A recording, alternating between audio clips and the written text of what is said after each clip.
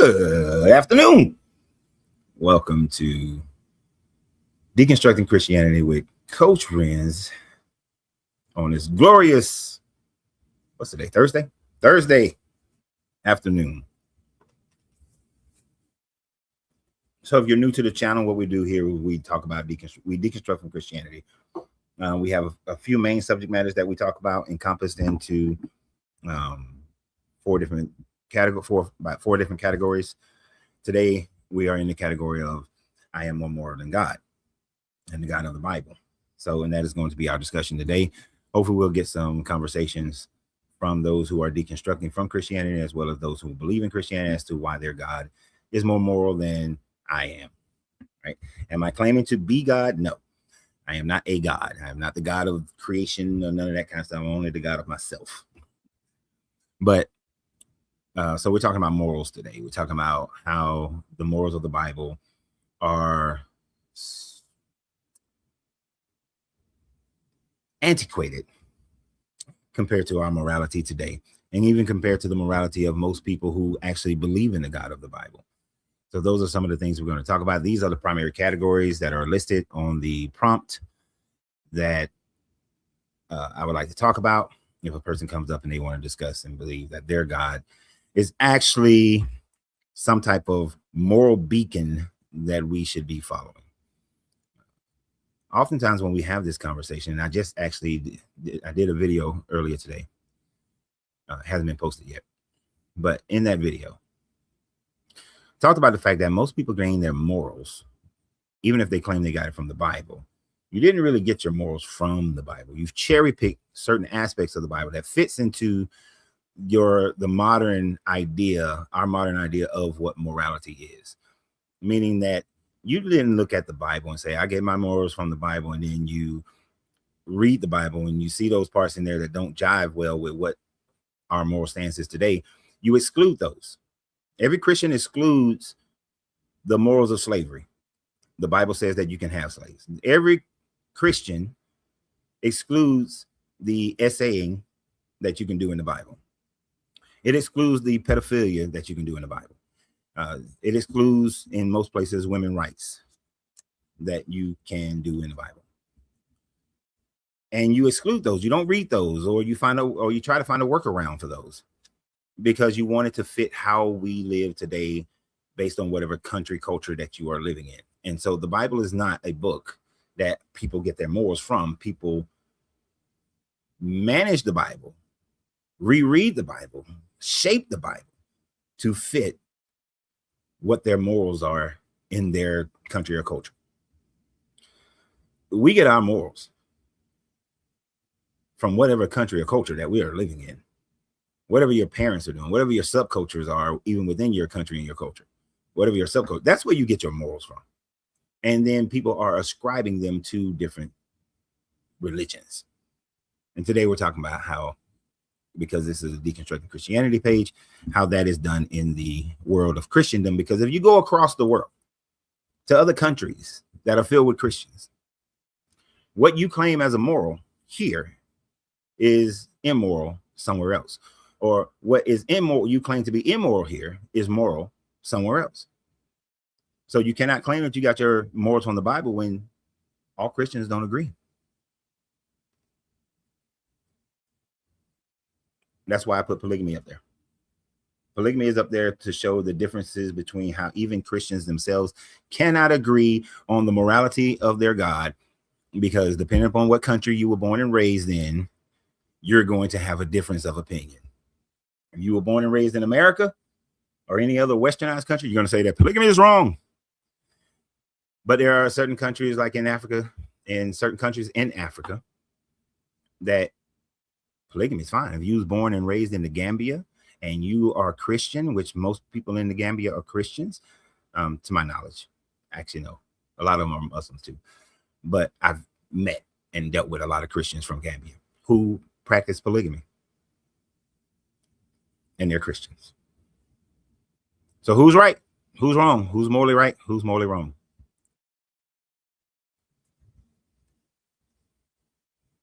Please don't write in all caps. But no, this is not a list that I support. There's probably only one thing on here that I'm fine with, and that's polygamy. I don't care if adult people decide they want to do polygamy, they should be able to do it. Most everything else, not so much. Well, not at all, really. I don't know which person was first.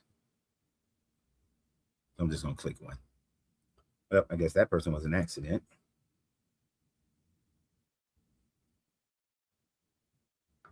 Charles Leon.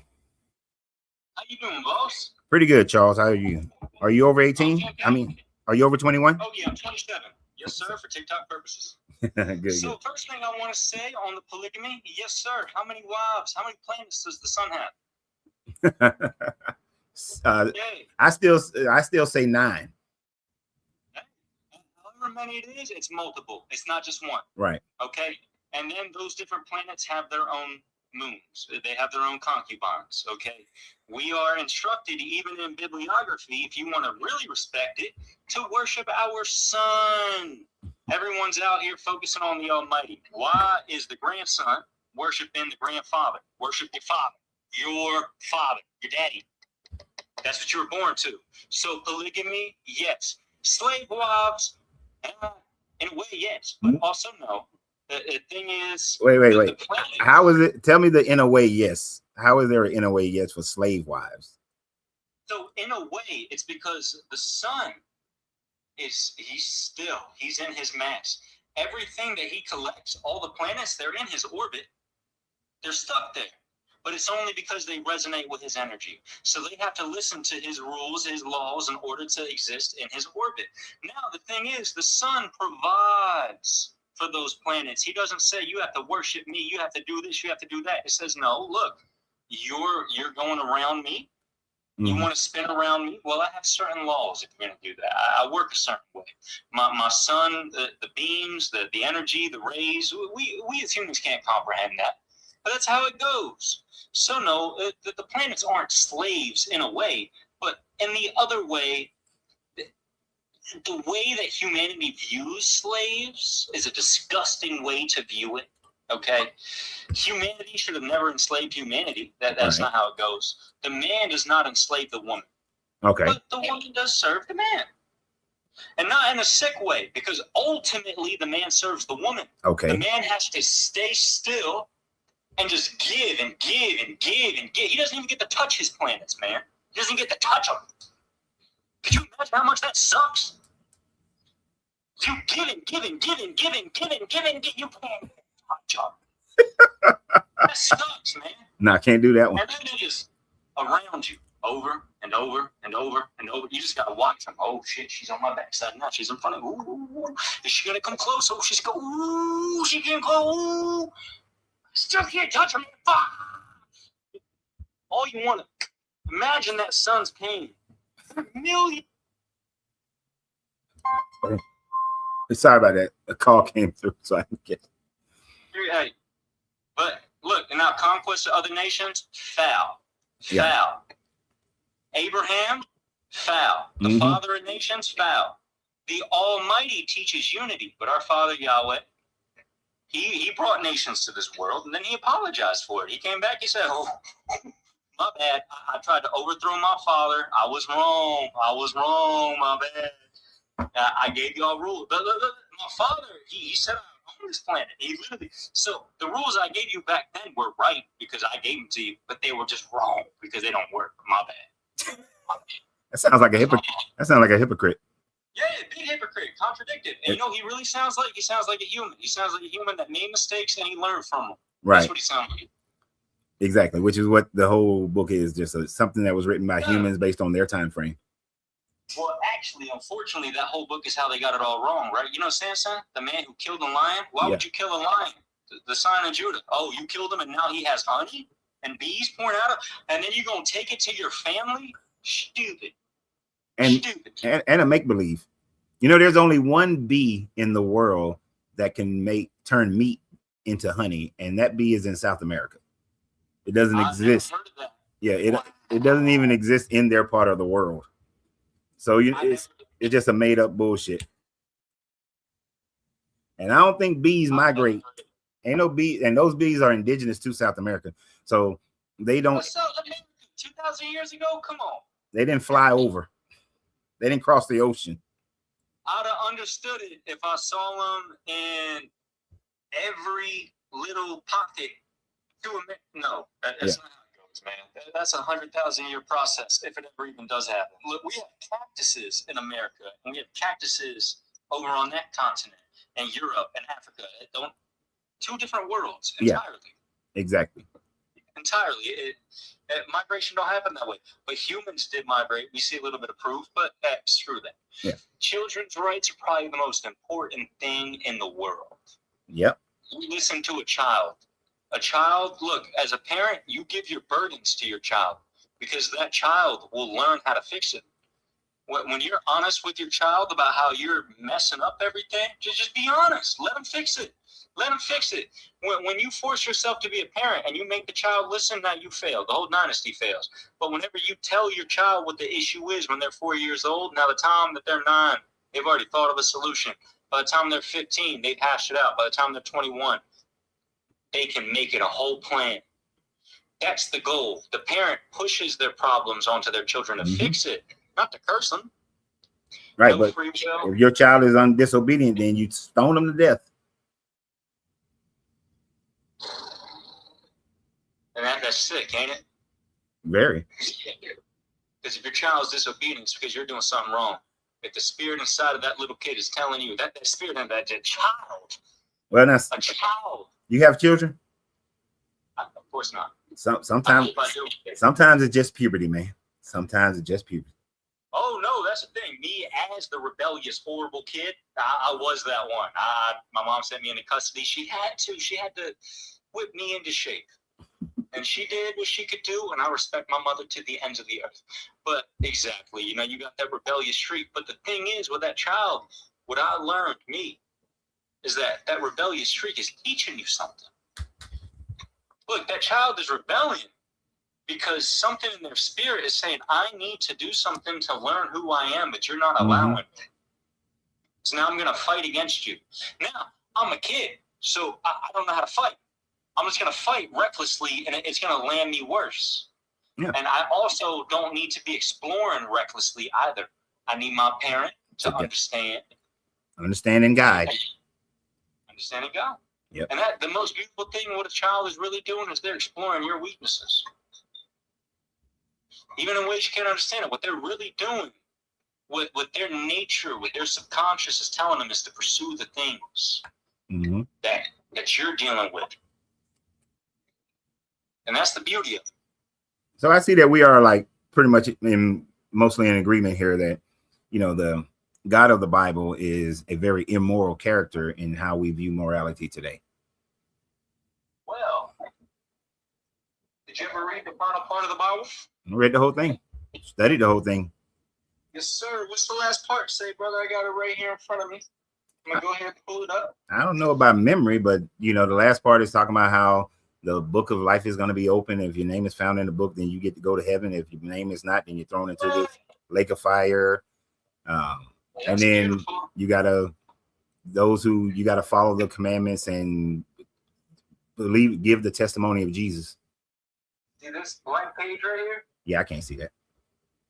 Oh, no, I'm saying this is all empty right here, right? Right. This is the last page. So if I bring it up to you, Jesus is talking about how he was the morning star.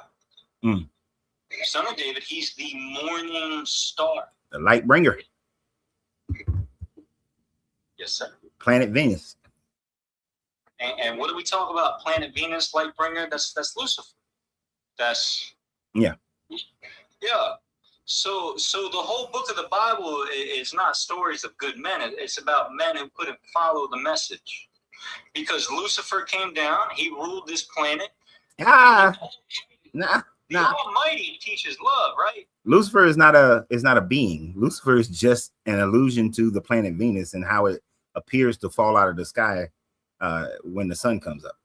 It has nothing to do with any being that is the devil or anything. That's something that the 4th and 5th century churches created. Okay. Yeah. So no, I respect that, and that gets deep into the personification of astrology, right? Mhm. So you're getting into the planets and what the planets speak. Yeah. And look, the whole point of what this is whether he was a deity, whether he was a planet, the point is that he usurped the Almighty, which is the Father. Our sun, there's thousands of suns, millions of suns across the universe. Our sun usurped the Almighty, which is the controller of all the suns. He said, I can do better. And our Almighty, the grandfather said, try it. Go ahead. I give you control of that planet. It's all yours. You rule it. You're the Leviathan. If you have a better plan than me, show me, because I'm only here to learn, son. I'm only here to learn. That sounds like a agnostic Mormon kind of spin to it. Well, that's the thing. So when you get into Gnosticism, Mm-hmm. so I actually went to the Mormon church recently. They wouldn't hear me out on Gnosticism. The thing about Gnosticism is that's Christ. The Catholic Church, this whole book. I mean, brother, you do know that every apostle fell, right? Every apostle, they're out of here. Besides John. Actually, none of them exist. None of them existed. None of the apostles ever existed. We have no proof that any of them ever existed. And them dying is just church tradition. There's nothing that shows how any of them died. Well, truth. That's the thing I can tell you. So I actually, now that you said that, I'm not going to discredit. I'm going to research that. I'm going to see, because that's the only thing Jesus taught me, by the way. I'm not Christ. Mm-hmm. Whoever he said, Jesus, whatever it is, ask a question. Honestly, you'll get the answer. Yeah, I did. My answer was that he don't exist. And thank you. I'm a look. See, what I've learned through all these apostles is, look, whether they existed or not, they're all wrong anyways. Every single one of them. Apostle John was the only one who lived, right? All the other ones went out horribly. No, hold on, I got you. But go ahead. John, he was like, so he dipped him in a boiling oil. He came out alive. Then he went over to the island. He wrote Revelations. He's gone. Because he lied. When you speak the truth, that's how you know the spirit. Yeah. But then you start to lie. When you try to claim that spirit, when you try to claim truth, when you try to claim as if you're being told something, you're out of there. You're out. When you're given an actual truth and you live by it, when it's your truth, when you're living by genuinely what you think you know, you're protected. But the second that you lie, you're out of here. See, don't lie to my people. I can allow that. You can look at the stories about John and the stories of the Revelations and see them as fables. And just like Aesop fables, there's a lesson that you may be able to get out of it. But as far as historicity of John being boiled in a pot, that is something that was written by the church fathers of Christianity. There's no proof that any of that stuff ever happened. There's huge disagreement on the person who is mentioned in John, which John never says he's John, just says he's the beloved disciple of Jesus. That John and the John of Patmos are the same John. Those are different Johns. I agree. I never believed that in my heart. Mm-hmm. You have the man who was out here baptizing everybody that Jesus came to, who was so pure. Then you have this John over here who's contradicted in hypocrisy, who has to learn things. No. Right. No. There's a difference. Jesus respected a John. You might respect. I respect you. My brain was somewhere else where he respected a John. Hey. Pretty woman. He respected a John.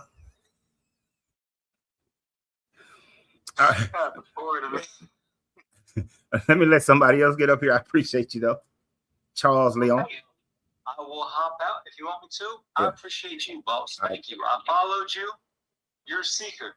Thank you. So thank you. Appreciate you too. You have a wonderful day, boss. You as well. Thank you. Oh, these buttons are in my way. That was John Leon. That's a good way to start the day. He cracked me up. I like that dude. That was funny. All right. Welcome to the show. What's your name? My name's Mike. How you doing, Mike? Are you over 21? Yes, sir. Good, good. Are you a believer in the Bible? Yes. All right. Figure so. Your tagline there is Lakewood Church. Shout out to Lakewood Ministries, LLC. Whatever. So my statement is that I'm more moral than your God. I've given a list of a few things here. What are your thoughts on that? Well, when you say more moral, can you tell me how you're measuring that, sir? Well, I'm measuring it based on our current state of morality today in comparison to the morality that the Bible says is supposed to be perpetual and forever. Yeah, I'm asking how you measure it. If I ask you how do you measure the difference in temperature, you'd say a thermometer. So I'm asking for the thermometer for morality. Oh, the life of people, the condition of civilization. As far as, yeah, when I look at the condition of civilization based on how I treat civilization, that is my barometer. How people respond around me, how people are treated around me, how people's lives are better and safeguarded around me. Okay, and you're saying, so what would be the ideal moral outcome? Would they just be like given everything they wanted and needed, or I guess? Well, not so much everything they wanted, everything they needed. Yes. You know, a great document was written back in the day, and it says that everyone should be afforded the right of life, liberty, and the pursuit of happiness. So no one should be able to interfere with that unless the pursuit of any of those things inhibits someone else's ability to pursue it themselves. Okay, so and who's granting them the rights? Is it just other men giving them the rights themselves? Like, here's your rights, here you go. Is that what's happening? No, as the document says, you have the inalienable rights. Like, you're born with these rights. These are rights that everyone should just respect and honor. Yeah, because you would want those rights for yourself. Right, but I'm asking who says so? Isn't it just a bunch of white men with stockings on, writing in feather pen, declaring that so? Like, I'm asking why we should listen to those men. Those men actually kind of creep me out, if I'm being honest. Those type of inalienable rights have been spoken of throughout history by different men all the time. We can find a number of them in the Code of Hammurabi. We can find a number of them in the Confessions of Maat. So in almost every civilization, there are certain inalienable rights that most civilizations agree upon because it's just a natural outgrowth of civilization. But of course, we have people who come in and they change it. They want to dominate. So not everyone is up to my moral standard. I understand, but you could say the same that throughout civilizations, there's also been people who thought we should have slaves. So I mean, if you're just going based on like what has happened, they were wrong. Stuff has happened. Yeah, they were wrong. And on what basis would slavery be wrong from your view, though? So, can a slave pursue whatever happiness they desire to pursue? Anything? No, I don't think that's true of anybody. Well, that's not necessarily true. But you're not answering the question. Can a slave? No, neither can anybody. All right, so slavery is wrong. But no, that's the thing is nobody can pursue anything they want. Why not? Because are you constrained from pursuing your happiness? Yeah, I want to own a slave. But your pursuit of owning a slave inhibits someone else's pursuit of not being a slave. You are inhibiting me from owning a slave. And so you're doing the same thing. So as I said, if it inhibits somebody else's need, I need a slave. If your wants are inhibiting someone else's rights, then you are wrong. It's just that simple. You can reword it as much as you like, but if your wants of owning someone, and that person does not want to be owned, you cannot take away their rights in order to have your rights. Okay, but the thing is, do you want to be a slave?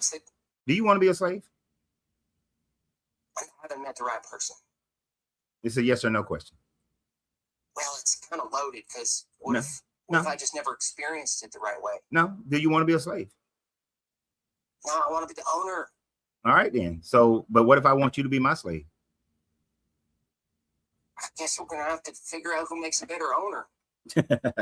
Or maybe no one should own anyone because you have the right of agency to choose.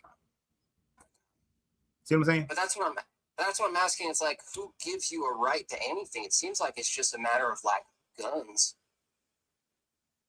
That's what it's been in Right. society. Whoever is the Isn't it strongest, still? it pretty much still is that. Whoever is the strongest gets to Yeah. decide what the situation is. But Yeah. do I think that that's the correct way it should be done? No.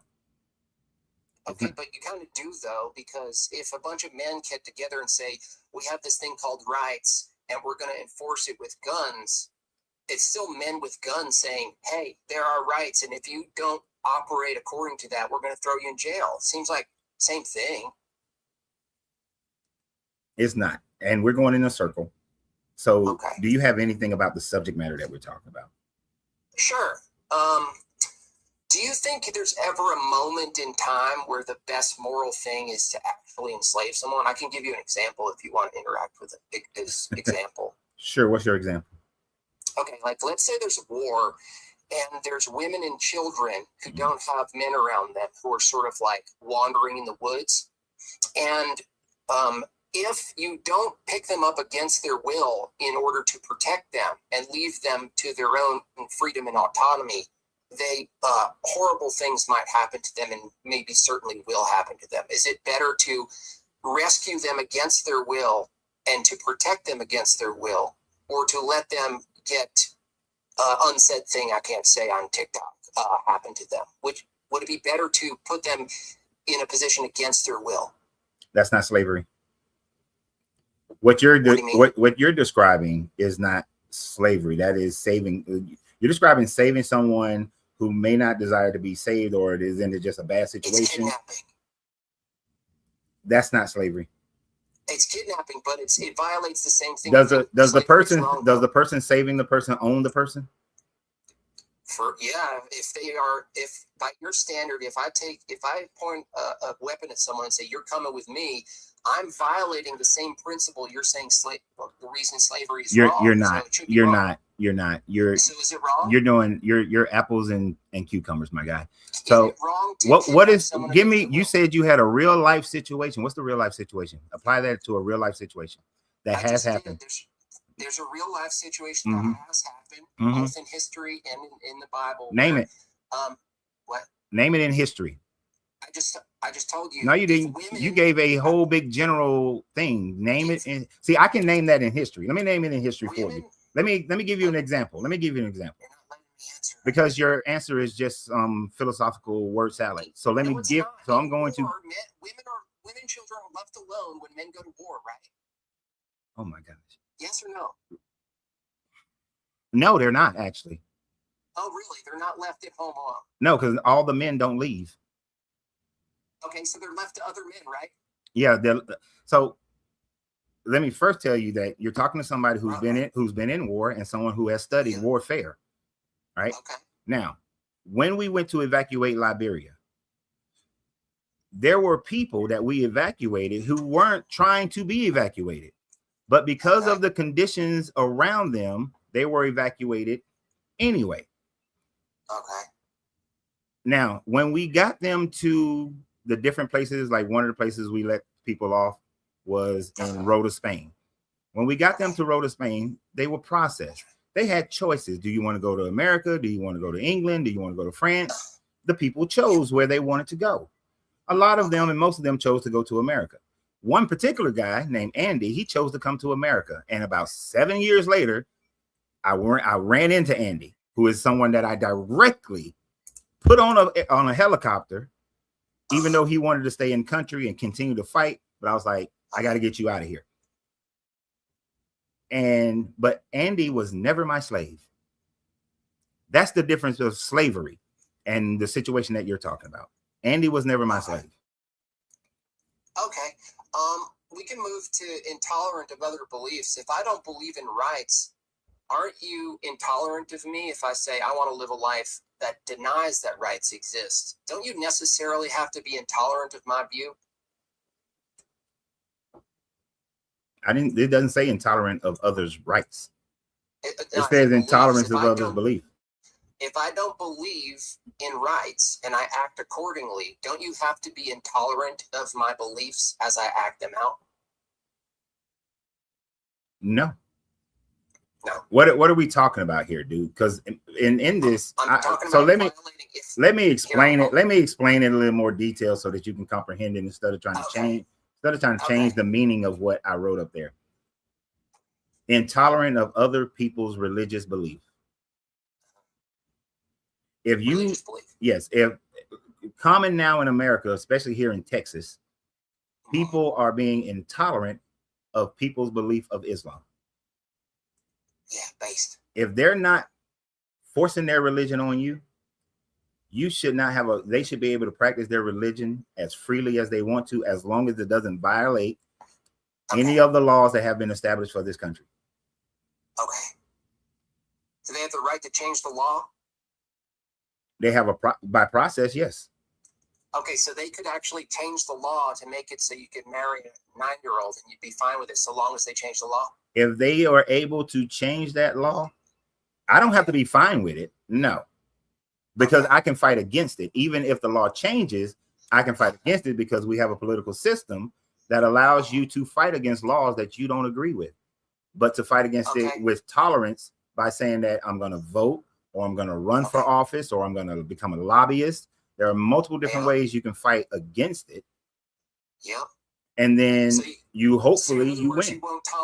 You wouldn't tolerate the Muslims' belief if they were to say my beliefs in foreign policy that says I could marry a 10-year-old. You wouldn't tolerate that. In this country, I would not, because it's against the law that we've established in this country. If we were living in a country like Saudi Arabia at a time frame that was allowable, then you can't go to their country and force them to change their laws, because the majority of the people there have agreed that this is going to be the law of the land. So who are you to decide what their laws are? That would make you intolerant, though. You should at least remove that last part. That is not being that does not make me intolerant. That just means that that means that I disagree. To be intolerant is to bring about causal actions towards that person. Policy is a causal action, sir. You're literally voting for force to make something illegal that they want legal. That is literally using force action. Right? No. That's right. No, it's using the process that we've agreed is going to be our process. The process that is backed with a gun. It's not backed by a gun. Policy is not backed by a gun. So if you live in a community where you have an HOA about how to cut your grass, do they come to your door with a gun and say you better cut your grass? No, but they will fine you, and if you fail to pay the fine, you said it was by a gun. Yeah, ultimately it is. That is not a gun. No, ultimately there is a gun. Because when you moved, because you you had the freedom when you moved into that neighborhood to not move into that neighborhood. No. Once you agree to pay the HOA and you fail to pay, guess where you show up? Okay. What part did you missed that I just said? You had the freedom to choose whether or not to live in that neighborhood. Yeah, so if you don't like that neighborhood's HOA, don't live in that neighborhood. You have that freedom. The question isn't whether I have the freedom to live in an HOA or not. The question is if whether or not living in an HOA is enforced by the gun, and it is. It's enforced by finances. You can utilize the word gun as a euphemism. It's enforced by a gun too. You can use gun as a euphemism. Can you print your own money, sir? Bro, can you have an intelligent conversation? Because you're not. You're really not having an intelligent conversation. You're not showing Lakewood to be an intelligent organization. You're being a horrible representative of Lakewood. I don't think my congregation is intelligent, to be fair, but that's why they need me. And that makes them even less intelligent if they're following you and going through your circle talk of trying to make everything fit into your little paradigm, because it just doesn't work. Fair enough. Yeah. Fair enough. Okay, I have one more question then. If your system, so long as you don't violate someone's autonomy and it's all based on consent and it doesn't violate the law, then it should be fine. I have a question for you. If Grandma Mildred signs a waiver before she dies that her body can be diddled, and it's totally safe and it doesn't violate any autonomy, are you okay with posthumous cadaver diddling? So I'm going to answer this with this. It's my grandfather's wisdom, and it's a common thing that's said. If was a fifth, we'd all be drunk. Goodbye. I went from a laughing, happy conversation to a freaking idiotic conversation. Oh shit. A lot of y'all have asked, requested up. I have no idea what order you guys had asked to come up. So I'm just going to start pressing buttons. I'm sure that a lot of these people dropped. One of the things about doing lives is that you endure some of the dumbest conversations.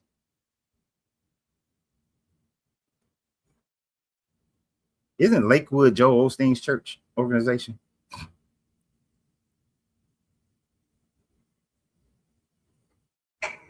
Rosetta. Rosetta. Rosetta. Rosetta. I think Rosetta might have did it by accident.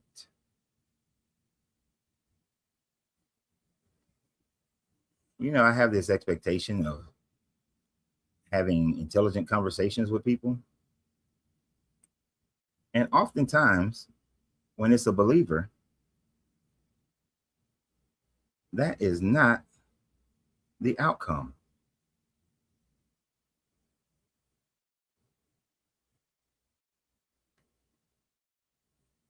Some of these people must have hit it by accident. We got people coming, dropping. I'm just clicking all over the place. Drop queen. Drop queen. Drop queen. I guess drop queen is not there. We got to respond quickly because I will click the button.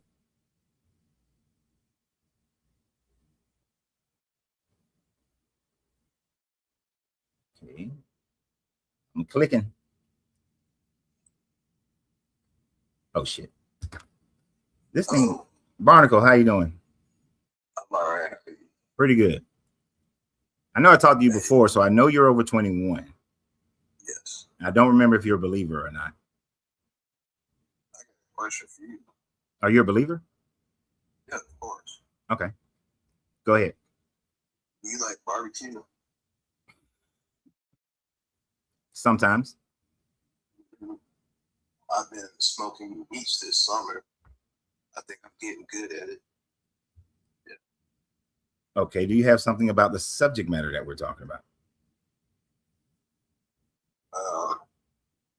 My eyes not that good. Give me a second. Genocide of people. I think this planet's seen a lot of genocides of different people. Unfortunately, all shapes, sizes, skin colors, and creeds, whatever. I feel sad for humanity sometimes when you think about it. You know. Okay, but we're talking about the fact that the God of the Bible approves genocide. And I personally would never approve genocide. I know.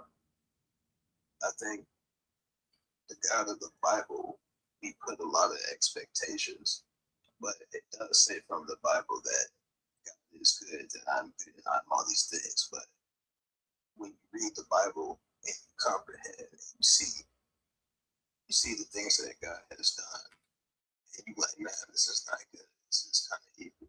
But I don't think God exists on our limitations between good and evil. Like, God has both those powers.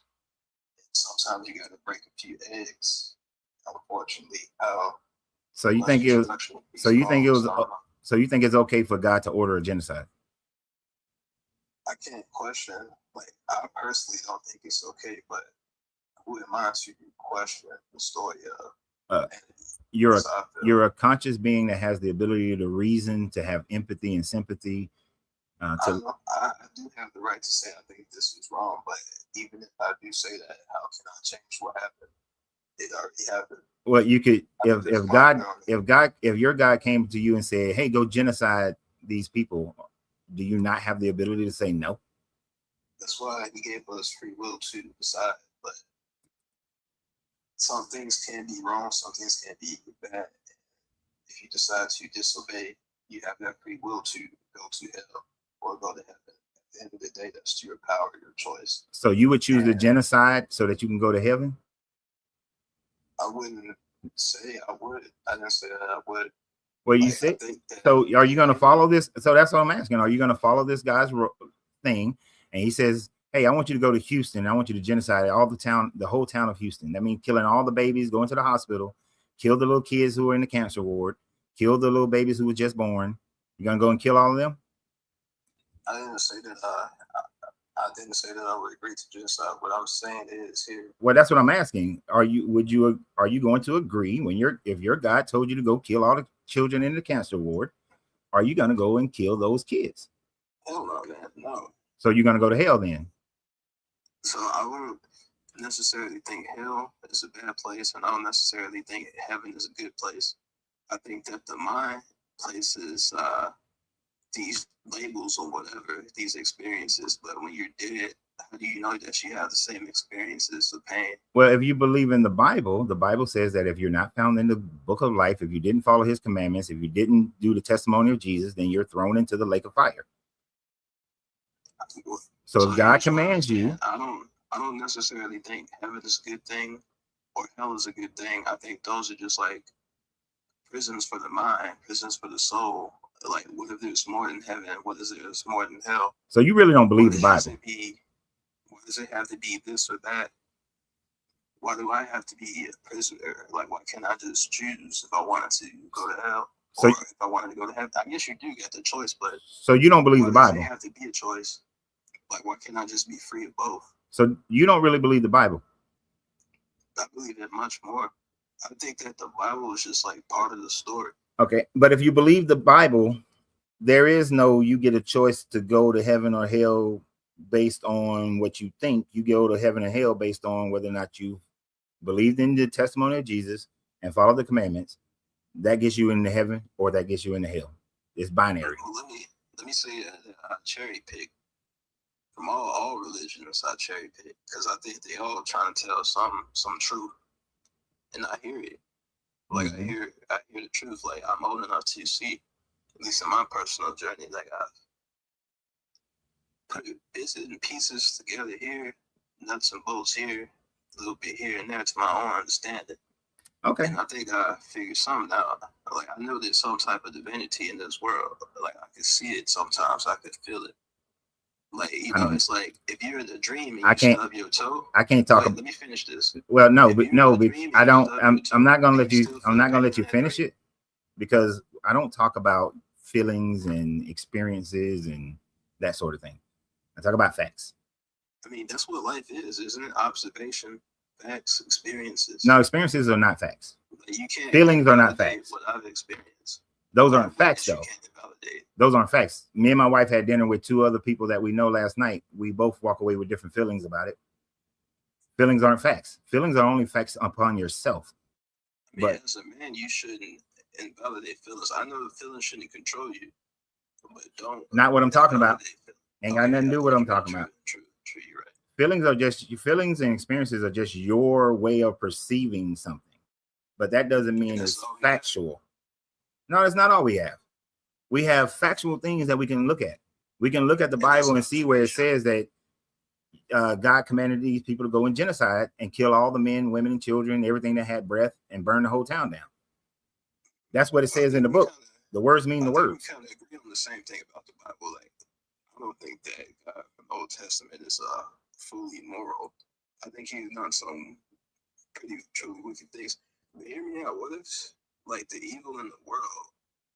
Here's my idea. Like, what if God was like in a chariot and Satan was the beast driving that chariot and Satan is God's pet here on earth? I wouldn't want to say pet. I don't want them to have like a relationship, but there's some type of something's going on between them. I think Satan has a job to do. If this was a what if show, I would entertain it, but this is not a what if show. You know, this is why there are 42 different hundred religions in the world today, because somebody said, well, what if? But think outside the box, don't be too rigid. That's what the problem with humans are. We're so rigid. I'm only talking about this information right here. I can talk about the thing that you're talking about, but that's not what the show is about today. So I am rigid on my conversation about what the show is today, because that's the expectation of the audience. So that's so I will be rigid. Now, if I was having a show of saying, what is your best what if of the cosmology of everything, we could talk about that all day. I'd allow all the what ifs, but that's not the conversation today. But I think everything has a place, everything has an order, everything has a job. And I know evil is absolutely wicked, but I understand that it has its purpose, and I don't take it personal. Okay. And it's the same with good. All right. It has to be. Barnacle, I appreciate you today, but you don't want to talk about the subject matter, and that's fine. Right. We'll talk again next time, okay? All right. See you again. All right, appreciate you, man. Yeah, there's a bunch of people on the waiting list, so I want to try to stick to the conversation. All right, Drop Queen. Hello. Hey, how you doing? Hi. I'm fine. Fine. How are you? Doing well. Are you over 21?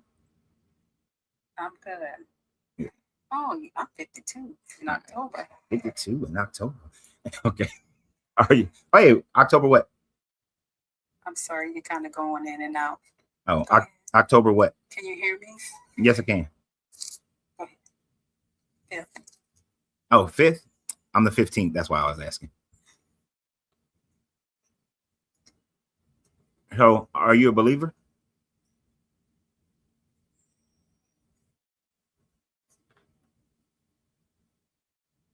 Acting up.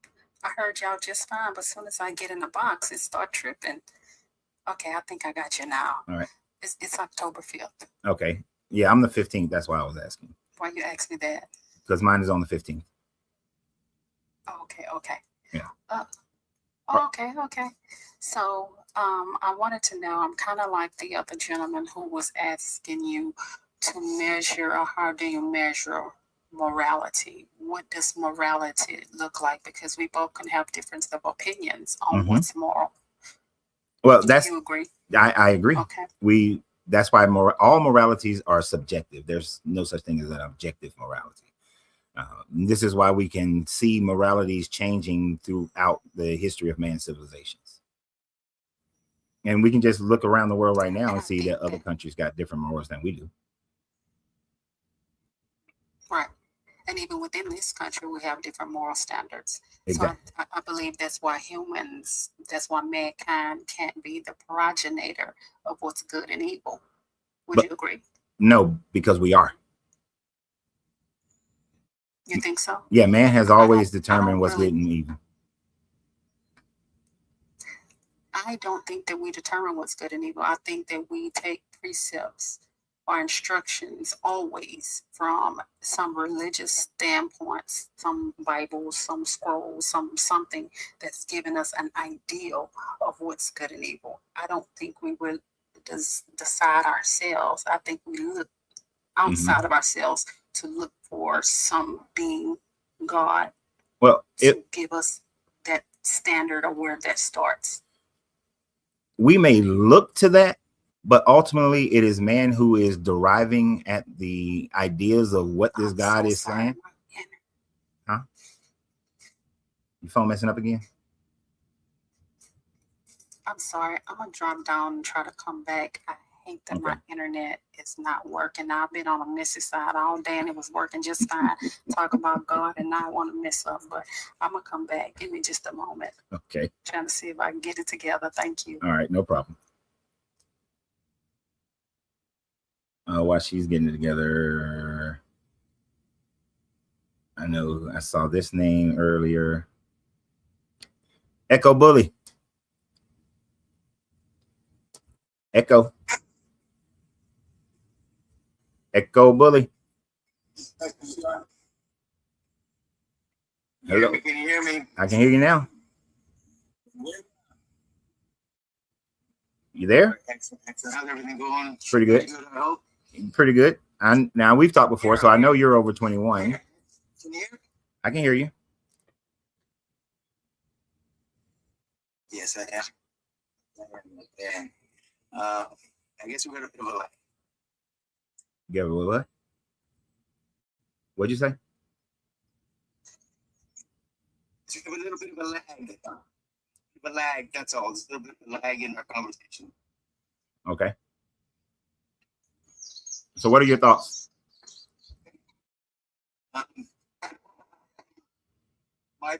I'm skeptical on these thoughts. There's not this.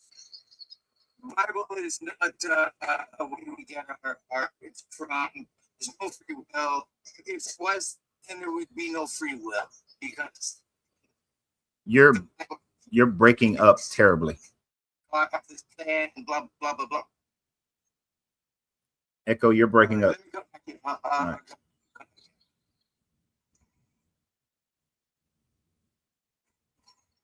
And yeah. Now, unfortunately, when people drop, I have to bring, because I don't know how long the drop is going to take. I bring in other people. Culture. Peace. How you doing? I don't know if I'm what you want. Do not agree with the God of the Bible. So you may want some pushback, but the God of the Bible is not a compass for morality. Mm-hmm. Actually, you'd be hard pressed to show me examples of God's morality in the Bible. God is the progenitor of revenge, of othering. If you just take this, if you just read the scriptures, this isn't me adding mustard. You know, if you just read the scriptures, people, and people's comeback is always, God of the Bible is sovereign. I know that's bad. I know this is bad, but Mm-hmm. so we are required by this God of the Bible to have better morals than what he projects himself. And I'll give an example. We can all agree on this panel. Anybody listening to me, we can all agree that a brother and a sister should not be in a relationship. We can all agree to that. I don't care what your religion is. I don't care how you were raised. You can be a vegan. You can be gluten-free. We can all agree we can all agree that step brothers and sisters should not be in a relationship. We don't even have to split hairs. And the Bible starts right there with somebody coming in from it. We're not even going to get to the political parts. We can agree that the Bible states that Abraham and Sarah were brother and sister. Yep. We can agree that Abraham and Sarah kind of Epstein and Ghislaine Maxwell Hagar. You can agree to that. That's not me adding mustard. That's what the book says. We can agree that the book says that Abraham, who was a sex trafficker in a relationship with his sister, was a deadbeat dad who kicked his child out the home. Mm-hmm. This is what the Bible is said is blessed. And I don't have fear when people tell me that because I can stand 10 toes down and say that is wrong. Something is wrong with that. Then I'm going to hell. And if then so be it. I'll be there. I don't want to be in no place where people where I don't want to be next to Abraham and Sarah. I don't want to be next to David. Redeemed or otherwise. No, I agree. And we understand that when people speak of God, they speak of what they feel is moral and right in their own head. You can't line 3 believers of any faith up and have them recite. There's nothing concrete within the faiths. No, it's not. There's nothing outside of sending somebody to hell. Yeah, that's why I put polygamy up there, because you can find Christians on all over this planet who would agree and disagree on polygamy all day long. Exactly. And they will both say that the Bible says so, and this is what God wants. And when you whittle it down, it comes down to what country, what culture did they grow up in? and that'll determine it. So it's not God that's making that determination. It's them, and then they apply it to their God. Well said, well said. And like I said, we can go into slavery. Like I said, I don't want to take all the air out the room, but I appreciate you for letting me up, and thank you very much, sir. I'll be sure to follow you. All right, I appreciate you. Thank you. All right, let's try Drop Queen again, see if her internet is acting better. Hi, thank you so much. It is. Ugh, I was worried. So I was saying that, okay, just like the gentleman who just left, he said that we can agree that having relations with your sister is wrong. Some people do believe that's okay. So he really made my point that this is why mankind can't say what's moral. But I'd like to ask you, what's more moral in you than in God? Well, see, what's more, so the God of the Bible laid out his, even though the gentleman before said it, we can't see what God's morals are. He actually showed all of God's morals, the God of the Bible's moral. And the God of the Bible's morals say that a man, a brother and a sister can have sexual relationship and get married and so on and so forth.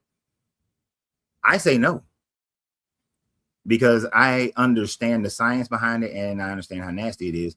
So I would determine that my moral standard is that brothers and sisters should not engage in sex together or marriage together. And that's a self-determining thing.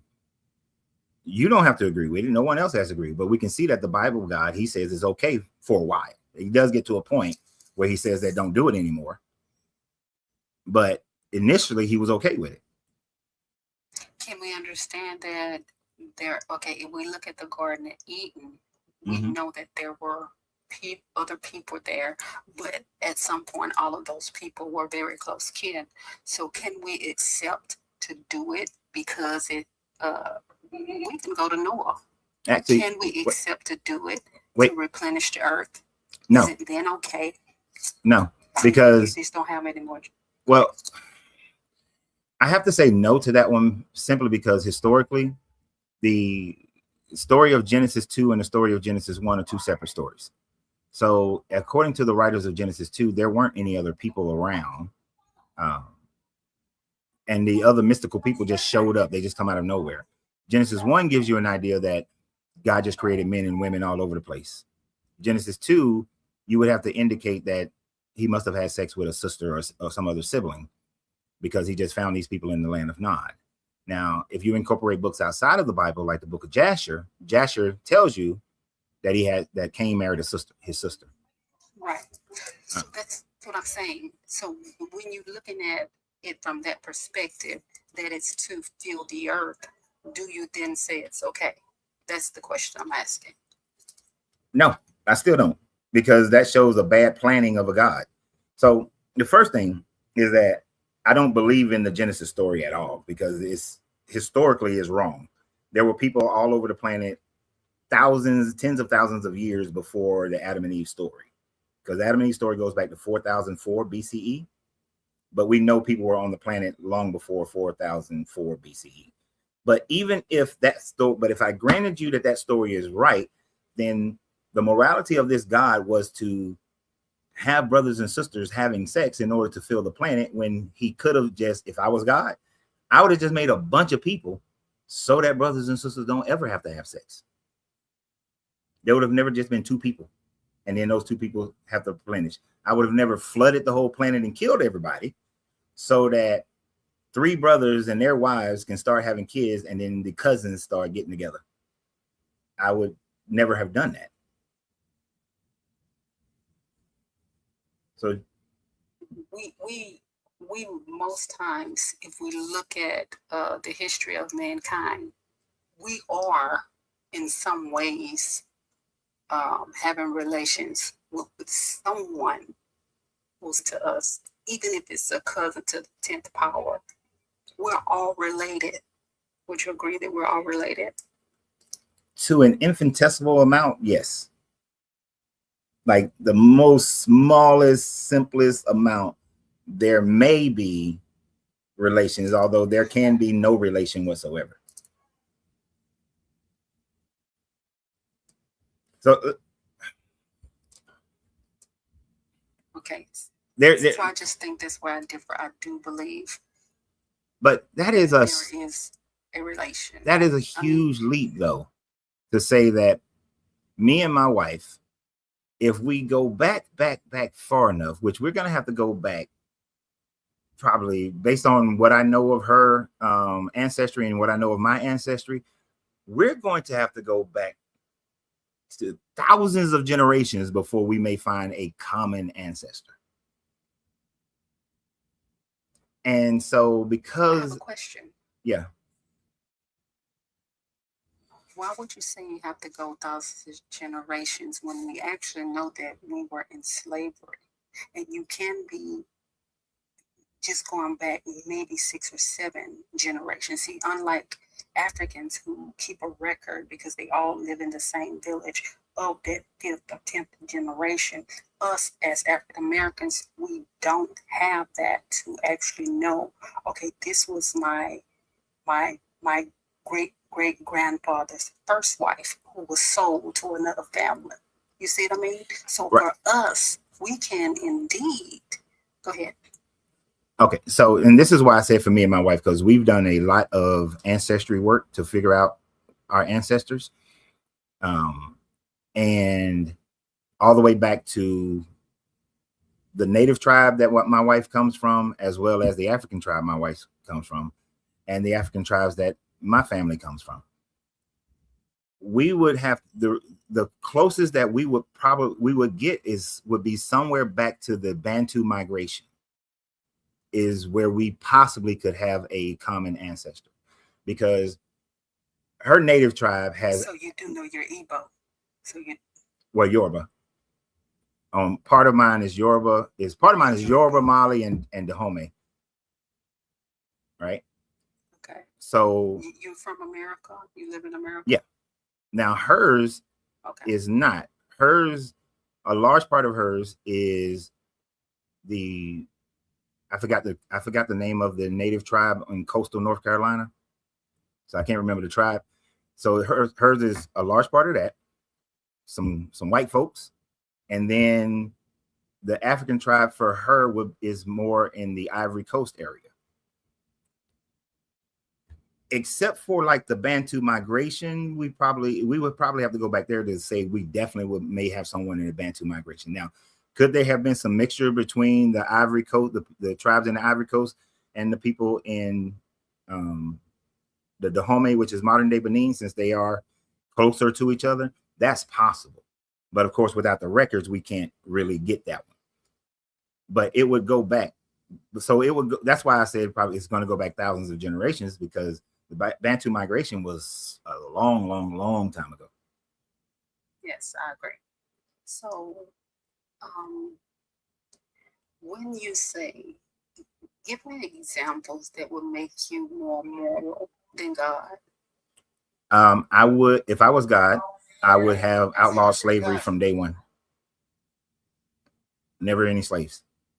And essaying women would be outlawed, and genocide would have been outlawed. No genocide. Okay. So are you talking about people who were in servitude? Because that's really what slavery was about, servitude to another, the path of death, not the chattel slavery that we experienced here in America. Nope. If you read Leviticus 25, verses 44 through 46, that is chattel slavery, where you own a person as property and you're able to pass them down to your sons as an inheritance. That's chattel slavery. That's the same slavery that happened in America.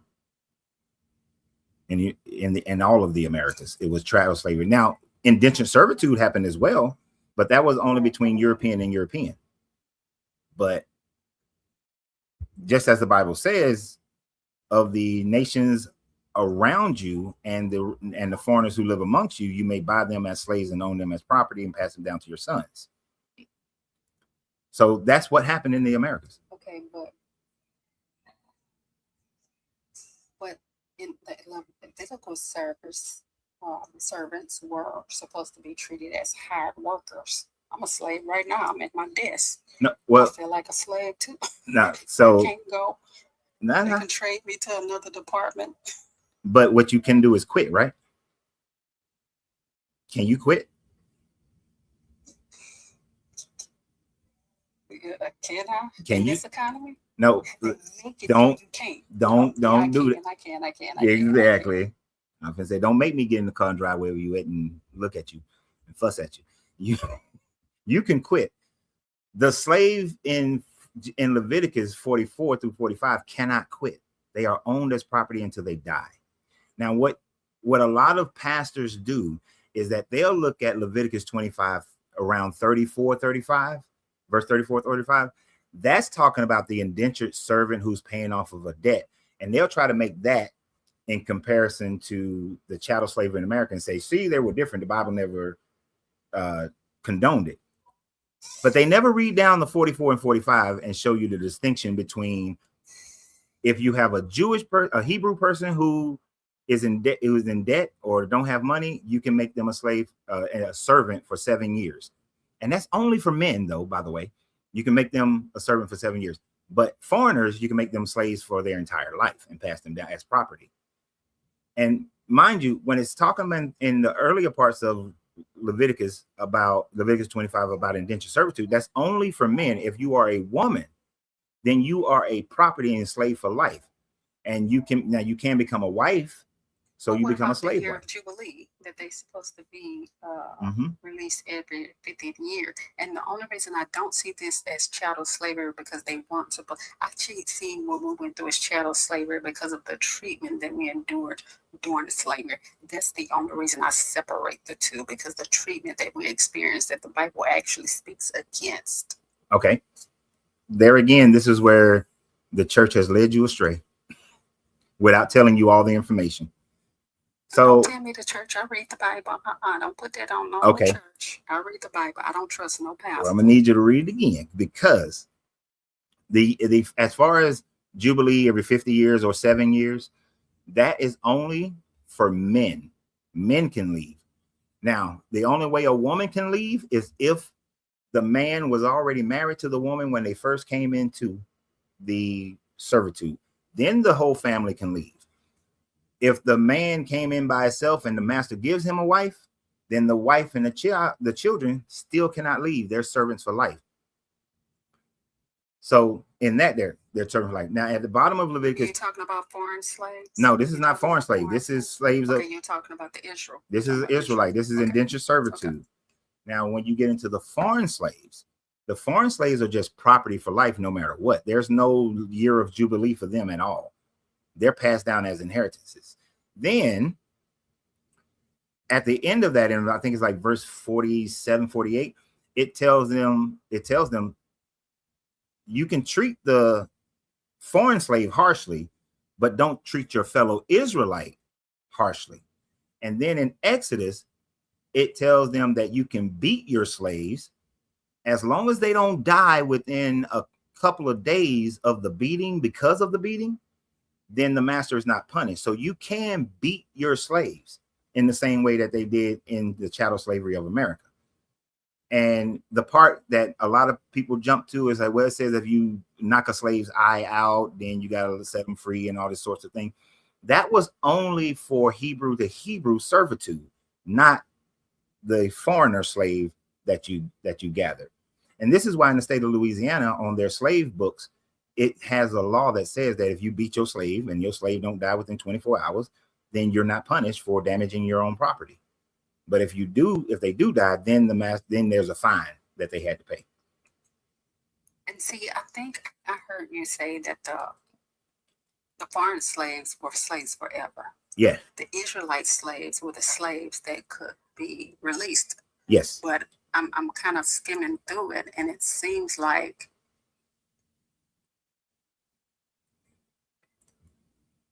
the women and children were able to be released, but I don't really have time to read the thing now, but I will go back and read it, and let me follow you so I can go back and tell you later what I got from it. Yeah. And okay, so the only reason that I don't believe in everything in scripture, I know that it was changed many times over. I like the Apocrypha, though I haven't really taken time to read it. I bought it for everybody in my family because I think it does us a disservice when we just stick to the King James version of the Bible instead of reading all of the other books that should go along with it.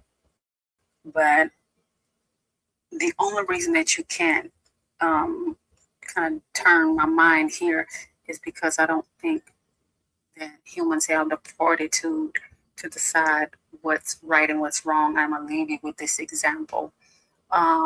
Sometimes I'm very adamant about going up against evil. And there's a reason that I do that, because I don't want something that I perceive to be evil to come back and affect me and my family. If I was on a jury, for instance, and I don't believe in unaliving people, but they can be a person who's done some very bad things to some families. And if I'm not willing to stick up for that family, that same person can come back. And I envisioned this in a movie. I wish somebody write it because it's so good. You write it. It's some. Somebody else so much I don't have time. It's good though. So if somebody chooses to take the side of somebody who does wrong, for instance, somebody's in the street and they unalive a person, and I can witness and testify to that person did this, but instead I turn my back because I'm busy, I don't have time. And then later on in life, that same person unalives one of my children. I had the opportunity to stop that person in their track, but because I turned my back on the situation, then I reaped what I sowed with them coming back and doing something to my family. So that's the only reason I don't believe that mankind have a moral fortitude, because for somebody, morally, I should mind my business, but for somebody else like me, I would step in. So that's the only reason. Like the gentleman said, he didn't believe people can sleep with their family members. Other people do. YT people usually think it's okay. Many of them think it's okay to sleep with their family members. So we have to take into account their moral fortitude also. Like, I would love to push back on that one, because I look at people as a whole. But I was in the Marine Corps with too many West Virginia and people, so I'm a little warped on that one. But right. also, and you're of my generation, so you know that you had them uncles that they told you to stay away from, because they were messing with the little girls in their own family. And most people who've been essayed by anybody generally is somebody they know or family member. So, but I understand. I understand. Looking at people, we can say people don't have the moral fortitude to be able to come up with morality. But when we dig down into the data of human civilization, before there was a God, people created moralities for their particular group. So when man just looked at the sun and the moon and they attributed gods to the sun and the moon, they had already established moral laws for themselves, and then they attributed it to that God to make the people be submissive to the rules of morality that they're establishing during their time frame, which is and we can see that progression of how those rules and morals change based on civilization changing. But you know what? You still went back to the point that I was making. You still went back to an idea of a God that gave them the premise to base their laws on. No, they still did that. You missed the part that you missed it. You missed it. Man, like a pastor right now. Watch this. But what I said though, they established the rules first, the morals first, and then they attribute it to a god or a goddess. I'm gonna tell you this, and I gotta go because I'm really supposed to be home. I'm telling. My husband is Nigerian, and one thing he and I don't agree with, and we have this conversation a lot, is in the jungle justice. I told him, y'all can be, because he always tells me story. People from Nigeria, he's in America, but his family is still in Nigeria, and they're always sending him videos of somebody they didn't beat, they didn't burn, they didn't strip of their clothing, and they walked on the street. For them, That's their moral fortitude, Mm-hmm. right? So how can that be moral to think that you're doing your society a justice by doing this? Because it does, just like prisons doesn't stop crime. Jungle justice don't stop crime neither. You know, you're making my point. That's why only God can make those decisions. No, I'm not making your point. You said these are men. These Right. are men who made the laws that decided this was right. And they decided it was right, and they attributed it to some deity, most likely. Are they Yoruba or Igbo? Igbo. So they probably attribute that to a guy like Esau. I mean, not Esau, Eshu. Because the Eshu has a tendency to. Ugo. I know it's Ugo because it's a part of my husband's name. But it was nice talking to you. I really gotta go. And I followed you and I'll be back. I appreciate it. All right. You have a good one. And don't get fired from my account. Bye. I'll be listening. All right. Folks on the job, gonna get in trouble. See, that's why anytime I've owned a company, I always told my employees, phones go in the safe. If you have family emergency, they need to call the company. Put your phone in the safe.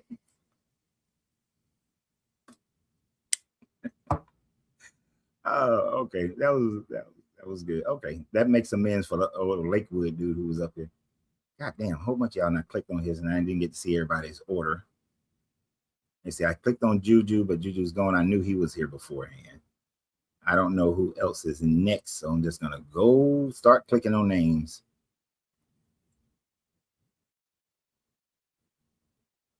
Give it a second, because sometimes it takes a second to load up. Let's go to the next name. I'm just starting from the bottom and going to the top. They should, TikTok, if anybody from TikTok is listening, y'all should put, when people request up, they should stay in an order. Instead of, because sometimes it does jump around. Like they'll put somebody at the top and they'll put somebody in the middle. It should be like the bottom person should be the person who clicked in first. I'm not clicking. I guess everybody at work.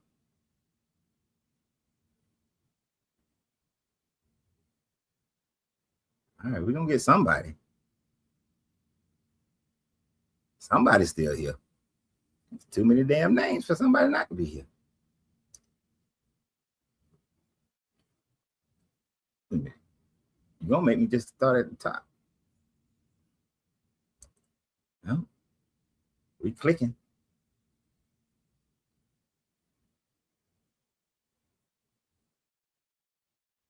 Maine, I didn't see the whole name. Yeah, I'm there. What's your name? Main thought. Main. All right, Main thought. Are you over 21? I am over 21. Cool. And are you a believer in the Bible? I'm the absolute believer in the Bible. Okay. So, do you agree with these things that the Bible says are moral? So, I think sometimes we get I do. So we got to go from the beginning, because God is a God of order and measure. His thoughts isn't our thoughts. And I think that's sometimes where we get confused. Not, so you think as humans. So you think slavery is okay? I do think slavery is okay, because I don't think slavery, if you're going to say is slavery okay now we're talking about the Old Testament. So when you go into the Old Testament and you start looking at how God envisioned everything to be built, and then us falling from his grace, there were things he had to put in place in order for us to get back. And that's the reason why, if you had one man, Adam, who was, had to fall, or then he had to bring Yeshua back, and then he had to pass away in order for all our sins to be, forgiven. It took one man for the fall, took one man to bring us back. Okay, so you said that you think slavery is okay at certain times. When No, did the I when did think slavery was okay in the Old Testament because that was a different time period. when did the Bible outlaw slavery?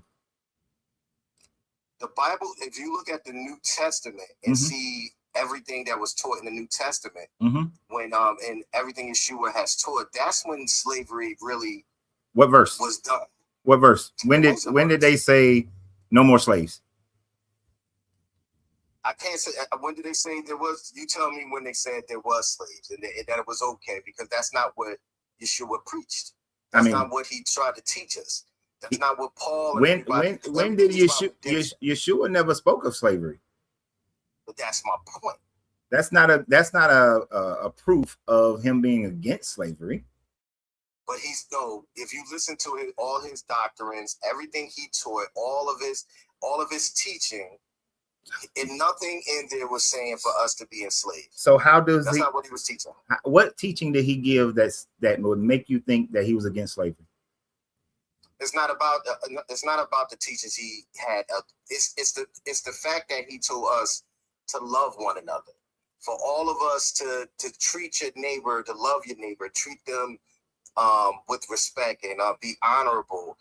Okay, be right. Here's the thing. Upright. What does the word neighbor mean in first century?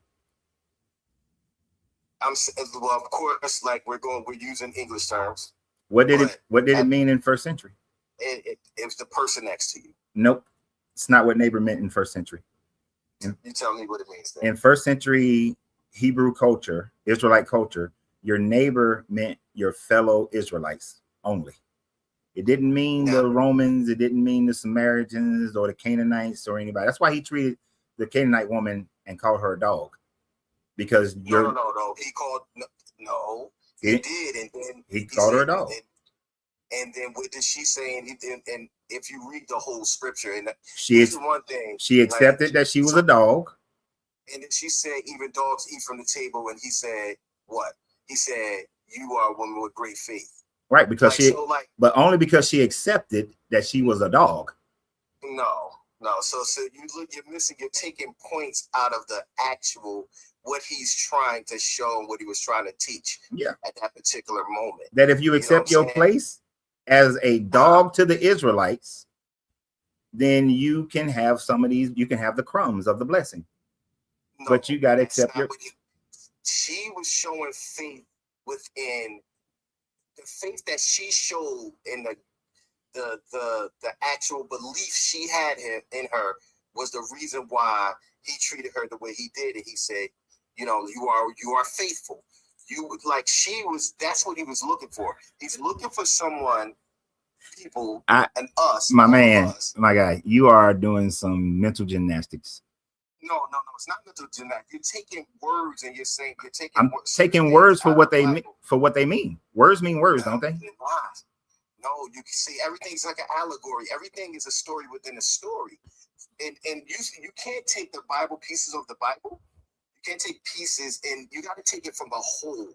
You got to have the beginning to the end. It's a full story. The Bible does not speak in univocality because it contradicts itself over and over again.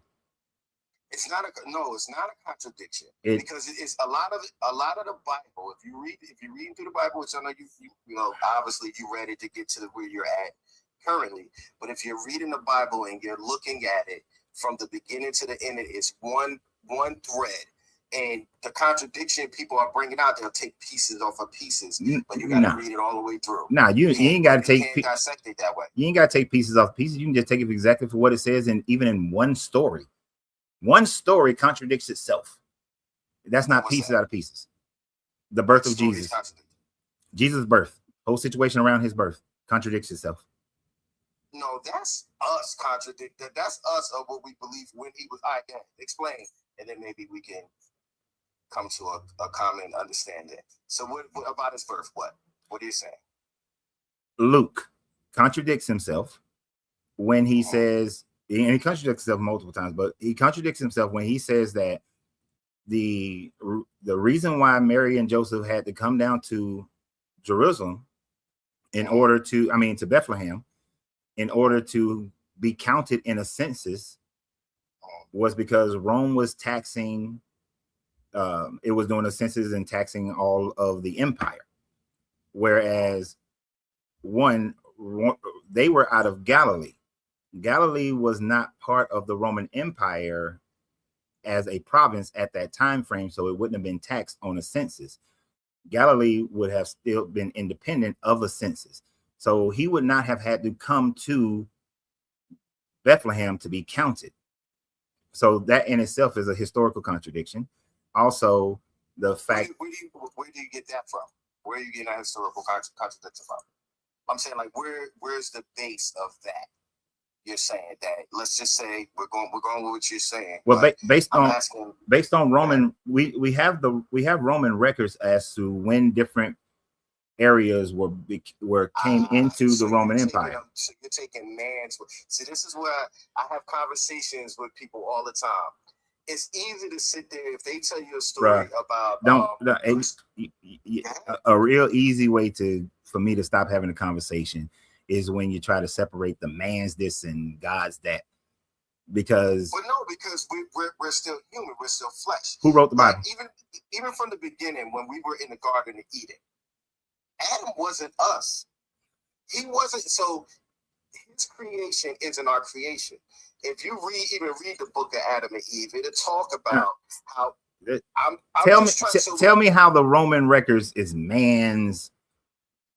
Because now, like, all the census that we take today, Mm-hmm. if you go by even in America, all the census and all the information and all the stuff they gather, well, all this technology and stuff we have today is still not accurate. There's always percentages of it being off. That's just because it's man stuff. Even at where I work at and I'm doing stuff, everything is an estimate. It's not to the molecule. Okay, but bruh, when America does its census in 2030, are we counting the people in Canada? I'm not. You're saying no? I wouldn't think that. You said United States. So if you saw, and let me backtrack a little bit better. If you go back and looked at the 2020 census, did we count the people in Canada? I'm gonna be honest with you. I'm not even. I don't know. Would you even think we would count the people in Canada? I wouldn't think that we would. So they wouldn't. I'm thinking it would be it would be USA, the United States of America. So if you're doing a census on Judea because Herod Archelaus has been kicked out of office, and now Judea is going to become part of Syria, why would you force people from Galilee to come to Judea? The Romans would not have done that. And they didn't do it because it doesn't make governmental sense to do it in the same way America wouldn't say, oh, we're doing a census, so all you Americans who live in Canada, come on down back to your home state so you can be counted. What I'm saying is the actual when things actually occurred. So what I'm saying to you is they're saying that at this time period, this happened. We all know that everything that's done, usually everything is skewed to whoever is in power or what they want it to be. Okay. So what I'm saying to you is that's not what I was talking about. That's not what I was talking about. You're talking about time frames, and if we go into the time frames, that's where you're going to see that it's another contradiction in the story when it's compared to Matthew. But I was just sticking with what's within Luke itself, because you were saying taking it as a whole. But if I took it as a whole, the census that was done by Quirinius was done in 6 CE, because that's when he was that's when he became governor of Syria, and that's when Herod Archelaus was disposed of out of Judea. Matthew places Jesus' birth during the time frame of Herod the Great, which could be no later than 4 BCE. So there's at least a 10-year gap in time. And then this is when I go back to and I say to you, and I'm not saying that your information, what you're getting, isn't where you got it from, because I don't know that. As far as I didn't do research on that. What I'm saying to you is when you go back and you start looking at us as men and humankind, and you know how we are as human beings, I'm saying that the accuracy isn't always what we're reading. So that's why you will always have to take things and you have to read multiple different documents and get to so you can get to that. So tell me how it's inaccurate. I don't know how it's inaccurate. Now I'm just going by when you look at, so when you start breaking, that's what I'm saying. When you're breaking down the historical book of the Bible, because it's historical. It's not. It's a historical book. It's not. It is a historical book of you understand you're arguing inaccuracies, but you can't demonstrate the inaccuracy. I agree with you. I'm not going to sit there and say I do look at things from a viewpoint of, because I'm a believer. So I do look at things from a viewpoint of that. So what I do is, like, for instance, when we go to morality, you know what I'm saying? You have morality, right? You have it downloaded in you. You have what you feel with what's moral. What I ask you is, where does that come from? It was taught to me by my parents, and who taught them? It had to be somebody that said this is right or this is wrong. So or this is this or this is that. So to not go through a whole long diatribe, as far back as we can see archaeologically, and the moment that humans decided that they were going to live together, morality began to be established. From who? Who was the person, though? Nobody's you won't be able, you can't pinpoint, you won't be able to pinpoint the person, because our history, so when you look back at history, we have less and less information the further back we go. And then we're going to get to a point where we don't have any information about the society. We have very little information about society, like the footprints that are in Utah that are 25,000 years old. And it's men, women, and children who were walking. That's all we know about them. It was men, women, and children who was walking. We don't know about their religion. We don't know about their economic society. We don't know any of those things. So there's a point where you're just not going to know. But from what we can know of societies is that when people began to live together in family groups and then in bigger, larger family communities, they developed rules for how that family group was going to live. Where did they get those? So what I'm saying is, if we got morality, it had to be somebody had to give this to just by being together. No, that's where, because we all this is where the religion steps in, and it's kind of the God of the gaps kind of scenario. It's not that you say that somebody had to give it to them, but nobody had to give them to them, because when they came together, they decided what the rules are going to be. It's just like when you come together with a man or a woman and y'all decide to live together, y'all establish what are going to be the rules of this house. But who made what I'm saying? So for instance, like everything is designed. If you took a star out of the sky and moved it to the left, the scientific people, the people that know more probably than me and you in the science world, they said everything will collapse because everything is in place, it's designed. So who designed it? Yeah, well, scientists don't say that everything is designed. No, they do. Nah, they do. Only religious, only those that 3% of scientists who claim religion say that. The other scientists who study the cosmos do not say that everything is designed.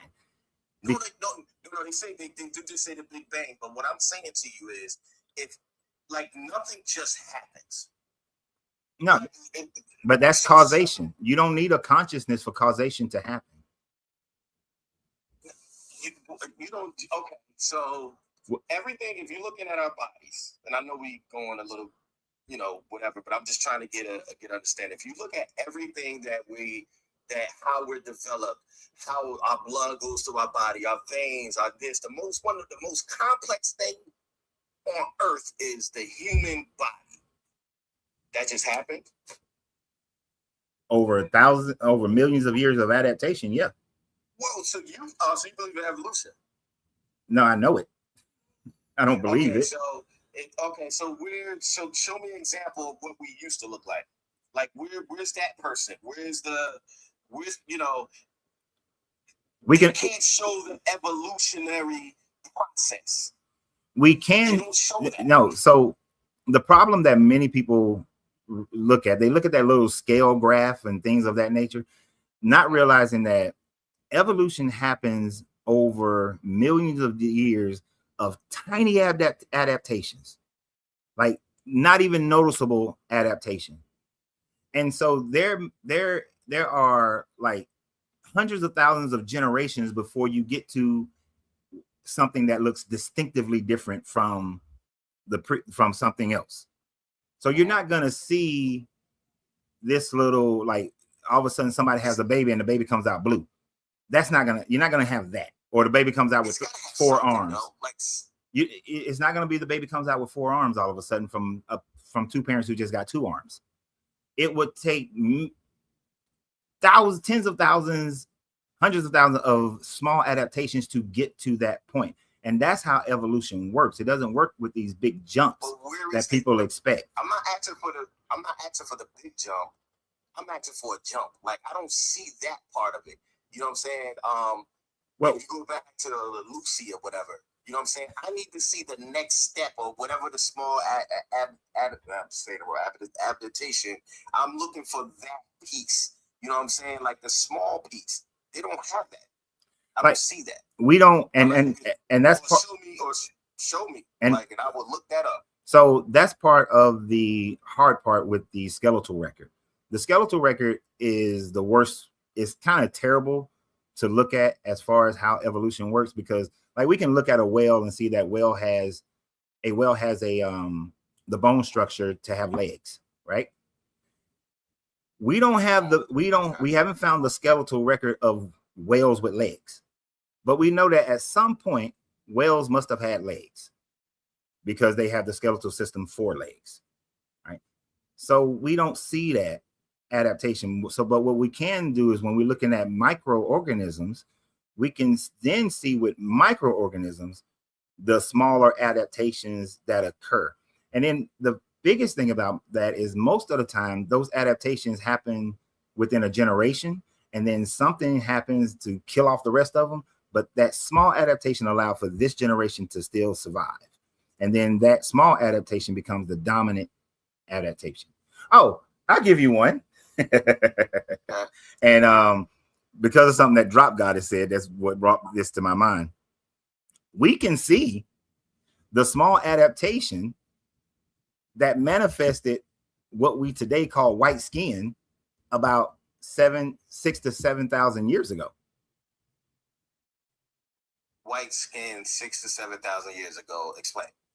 Meaning that it is through the different environment that people in Europe, that the black people who was in Europe were living in, and moving away from the sea and starting to become agricultural, that the recessive gene of less melanin started becoming the dominant gene in those people who were living in this European theater. So if we look into our DNA, right? Our DNA, you look in white people DNA, and this is, some that, they were talking about actually, and a white person actually said it. When you look at like the Cro-Magnon and the different species that they found, they are the only ones that have that DNA. I forget the percentage. It was like 1%. Yeah. Black people don't have that. That ain't got nothing to do with skin tone. Neanderthals, Neanderthals, Desovians, Homo erectus, they have black skin. So why don't we have that in our DNA? I feel like at some point. Okay, I'm explaining to you. I was about to explain that part to you. Yeah. So when there's 2 main time frames of migration. One was 125,000 years ago. The other one was about 65,000 years ago. When Homo sapiens started migrating into the Levant and into Europe, they bred out or killed, and it's most likely a combination of both, the Neanderthals. And so you had a Homo sapien Neanderthal combination. And some of those Neanderthals also had been pre-breeding with Desovians, especially like in the steppes area. which is like Asia Minor, the first parts of Asia. I got you. So you also had Desovians in there. This is why Asian people will have some Neanderthal as well. So as the Homo sapiens started outbreeding them and killing them, those people up there they had the Neanderthal gene traits, while the Homo sapiens who didn't migrate, which is where most of us come from, we never got any of the Neanderthal genome inside of us, because our ancestors didn't migrate to Europe or to Asia. But that has nothing to do with skin color. But I feel like it does, because why? I hate to say it this way, but you can feel like it, but your feelings ain't got nothing to do with the science of it. No, but the science, what you're saying, I hear what you're saying. Mm-hmm.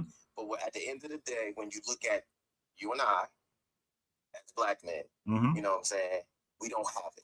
And I understand what you're saying. We didn't migrate here, we didn't migrate there, but they are still a different color, and they still hold that.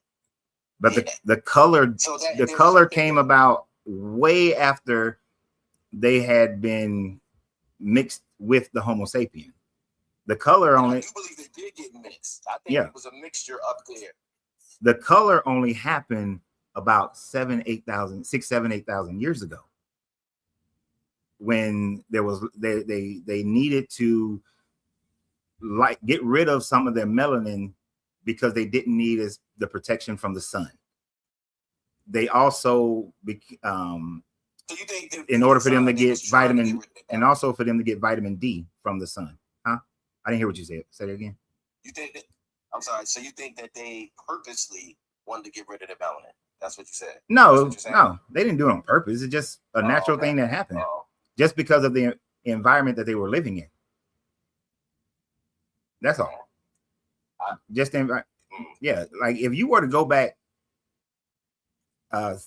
7,000 years and you were to snatch somebody from back then and put them in America today, that person would probably develop emphysema, because their body is not conditioned to breathe in all this bullshit air that we breathe in. But I could agree with that. we adapt to being able to breathe in this environment with all this all the stuff that we got going on with cars and factories and all that. And in the same way, if I took you and shipped you back, hell, just 1,000 years ago, you probably have problems with all the methane that was in the air, especially during the time frame that there was a mini ice age, because there was so much methane in the air. All that cow and goat and sheep shit created so much methane. You probably have a hard time. You and I would have a hard time breathing then, because our systems are not haven't adapted to that. Right. But I can agree with that, but I still think that when we go back to the topic we're talking about God and morality, and let's get back to that. The design of who we are, I feel like nothing is like, everything is done. It's too perfect. So for us to just become in a big bang, and then boom, we was an organism, and then we just started, we become what we are today. That's, to me, in my mind frame, I'm sorry, it just doesn't make sense. I hear you putting the facts that you're putting in there, saying this, that, and the third, but everything is designed. We have morality. There had to be a moral giver. No, there had to be somebody who said, that's the God of the gaps thing, man. Because the fact of the matter is that, based on mathematical calculation of our observable universe, there will literally be about 400 million planets where life as we know it can develop. And the mere fact that you're calling this perfect, Earth is not perfect for us. Earth is like that movie After Earth for us, because humans, we live in places that we weren't meant to be living in, and damn near most of the stuff on this planet it will kill us. You can get the design. Yeah, the design is perfect, is what I'm saying. The design is but that's what I'm saying. Design is not perfect. A perfect design would be a situation where we would thrive without having to develop technologies. Like you don't see Oh, bears and stuff developing technology, right? And that's our issue. And that's what God, that's where once we fail and we start making our own decisions, I feel like technology, as we love it and we think it's useful and this, that, and the third, and information does get spread and all that stuff, because it said he talks about it as we get close to the end of the days, information will start coming out, people will start understanding, but technology, that is going to be the thing that's going to ultimately be our downfall. They talk about it in the Bible. They talk about robots. They talk about planes. Oh my God, they do not talk. They do not talk about robots and planes. They do. You've been listening. I forgot that. You listened to that. What's that black minister who said that bullshit a couple weeks ago? Listen to a black minister. It was some black minister talking about they got robots and they had helicopters. And I did a video on it earlier this week. And I was like, this motherfucker just making some shit up. No, it's in there. No. I'm gonna get the verse for you. You don't. I know. I did a video about it. Okay, and it's not, because see, in ancient times, you can find ancient stories in and around that 1st century and earlier and after the 1st century, where they talk and other people talked about statues that talked and that had life and was given life. That was already a concept to them, that statues would have life. And as far as the little cricket with the man head and hair like a woman and teeth and shooting fire from his tail, what helicopter or plane shoots fire from it, shoots missiles from their tails? And in that part, hold on, in that part of Revelations 9, it's Revelations 9 and Revelations 13, I think. But in those parts, it talks about the sting from the tail of the cricket with the scorpion tail and the man head is only supposed to make a person feel sick for 5 months.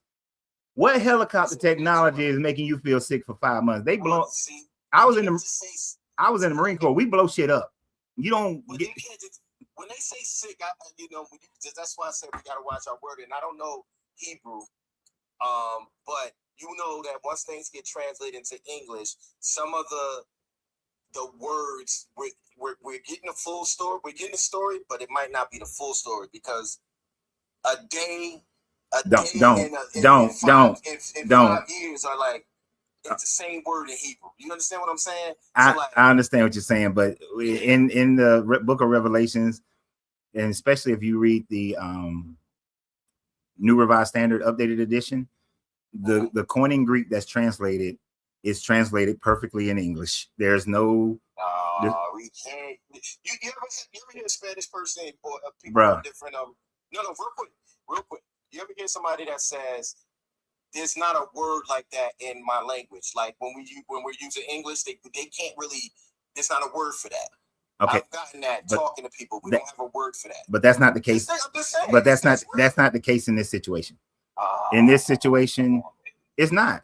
Now you notice you want to use those kinds of reasonings when it doesn't fit your narrative. But if I guarantee, if it fit your narrative, if the New Revised Standard Updated Edition said that the fire that comes from the tail like snakes, and they shoots these little missiles like snakes, and it kills the people, you'd be like, oh yeah, that's a correct translation. But because it says it only makes them feel sick and they may want to die because of the agony they're in for 5 months, now there's it may not be translated right. No, okay, I'm with you with that, but we still having an understanding of when that time comes and that situation happens. And the way I'm interpreting it, the whole situation is, maybe they won't die, maybe they will be hurt, maybe, you know what I'm saying? I understand some people will die, but not everybody die in war. See, I could have given you I know, but see, I could have given you an out, but I was gonna see if you're gonna come up with it for yourself. Mm-hmm. We don't do this now. No military does this now. Mm-hmm. But you could equip a helicopter with a biogenic weapon, a biological weapon that only makes people sick. So you could have said that. That would have been a good comeback to what I said.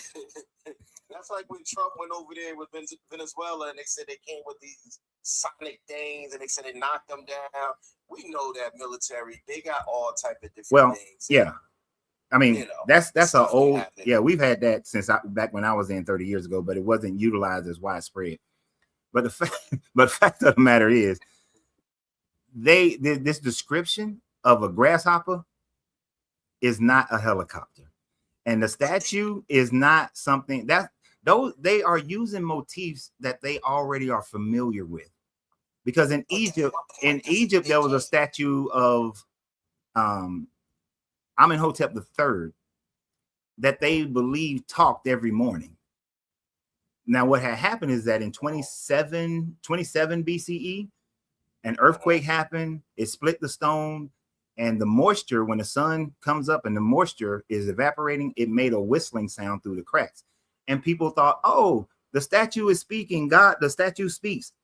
It didn't get fixed until 196 CE, when Septimus Severus, who is a person of color, Roman emperor, went down there and fixed the statue. But before that, people thought this statue speaks.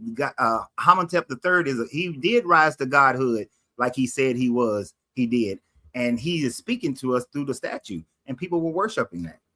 And so the writer of Revelations would have known that, as well as other statues that supposedly talked all throughout the Mediterranean during that time frame. But I don't think it's the same. Is what I'm saying to you. I hear what you're saying, but I don't think it's the same when it comes to God. And the reason why we're in the situation we're in right now is because we ultimately we're worshiping other gods. We're worshiping, idols and different things that we find value to us. And it's like a father. Like if your child start calling another man dad and worshiping now, you're like, man, I'm the one to take care of you. I'm the one who do this. So that's why we're going through the things we're going through, because he created us. Now we're going through what we're going through because kingdoms rise and fall, governments rise and fall, civilizations rise and fall. No, I'm talking throughout the world. Throughout the world, governments. This ain't the worst time. People think, oh, it's the worst time in history. This ain't the worst. It's been bad. That we can agree on. This is not the worst time. It's been bad. So what I'm saying to you is, I feel like we have to go through. God is a God of measure, and we have to get to certain points to get to the next point, to get to the next point. It's design, and his thinking isn't our thinking. Yeah. I mean, and I think that's what we failed. You know what? I'm not even going to argue your point there, because that comes down to belief and faith, and which is something that can't be argued. If a person believes something or have faith in something, that's basically arguing feelings and thoughts and preferences. All right. I appreciate you, though. I'm going to try to let some other people get up. You, brother. I'll check back in on you. All right. Good conversation. Good combo. All right. Peace. Why can't every conversation go that smoothly? I don't know. We're not having some smooth one today. Maybe because yesterday I was complaining about not having smooth conversations. I mean, not yesterday, the day before. I got a super chat. I always read a super chat, so don't think I forgot about you, because I ain't read no other comments. I stopped the comment movement. So at Dewan 1881, who super chatted $4.99. Thank you very much for supporting the channel. He said, me and my wife were talking about this morality. I shared with her that men make the morals, not a God. And I agree 100%. That's the part that the religious people will have to say a God gave the religion. If so, on here, this is TikTok. Over there is Facebook and YouTube. YouTube allows for you to do with super chats, which are a donation, financial donation to the channel, and your statement comes up big and bold and colorful and everything. And so anytime somebody, I never ask for them, but if somebody does a super chat, I'm definitely going to read their comment and give it a little bit of time. So that's what that is. They don't do that on TikTok. TikTok, you got your gifts and stuff. I can only appreciate the gifts because it doesn't give a comment or nothing like that with it. Just different platforms. Even the stars on Facebook don't do it. But anyway, but you're absolutely right. That's the leap that a believer has to make, that a God created everything from the beginning, which is why I believe Main Thought was saying that, was going back to creation, is because you have to, they have to have a intelligent designer that created everything, and since everything begins with the creative designer, then all morals and everything extends from that creative designer. But what we see in history is that civilizations have come up and they develop their own morals, and then later on they give it to a god because they don't understand the natural world that's happening around them, right? So it's like the volcano erupts. They didn't have a volcano god at first, but then the volcano erupted for the first time in their civilization, and so they then attribute it to a god, and then they say that, well, this god Vulcanus says that we got to give him sacrifices and we got to give him worship in order for him not to do the volcano again. So then they establish a system of morality based around that god. So man comes first, then the god. Now that was a lot of comments ago that the super chat was given. Before I go to the next person, let me make sure another super chat wasn't given. Okay. And like I said, I never asked for super chats, but I do appreciate them. I never asked for gifts, but I do appreciate them. All right. That was the only super chat. Yeah. Now, I don't know the order that all these people had clicked on. I know Guru had been waiting for a while. I do remember that name. Guru. Guru there. Guru going once. By the time I relight this cigar, if Guru don't say nothing, we're gonna move on to the next person. I do apologize to all my TikTokers. Oh, I was just about to disconnect you, man. You've been waiting. Shit. So I forgot I clicked on there. My bad, man. My bad. You're over 21, right? Okay. Yes, sir. Yeah. Cool. All right. So I got a couple questions, and I'm try to make it towards the prompt and whatnot. So my first question would be, because I don't see homosexuality up there, and I'm not against homosexuality. I feel people can do whatever it is that they want to do. That's a you know what? Because I rotate these subject matters, I'm gonna add that one to it. That is a good one. Yeah, because I was trying to figure out, like, I know there's, and I'm not all savvy with scripture, but I know in Leviticus it says that a man shouldn't wear clothing that a woman wears, and vice versa, or something to that effect. Yeah. And I know it says a man shouldn't be with a man as if he would lie with a woman. Yes. I mean, that's what I'm trying to. That's used against homosexuality. Okay. Back in their day, their time frame, they didn't have the same concept of homosexuality that we have. Homosexuality in our modern day mindset is two consensual adults of the same sex agreeing to have sex with each other or be in a intimate relationship with one another. Back in their time frame, men, it was common to have a young man who was an apprentice, and he would also, or slave, and he would provide sexual favors for the master. That was common. That was normal society for them. When they talk about men in their concepts at that time frame, when they talk about men just sleeping with another man, is usually is meant in the framework of buck breaking and essaying another man. Right. And then the part about women's clothing, now that's just a legitimate one. I haven't been able to find, I've looked for some PhD papers on that particular subject as far as the cross-dressing part. But I haven't found anything on that one. So I don't want to speculate that one. Okay. So that's my first question. So my second question, I don't even know if it's really a question, but okay, I'll say it like this.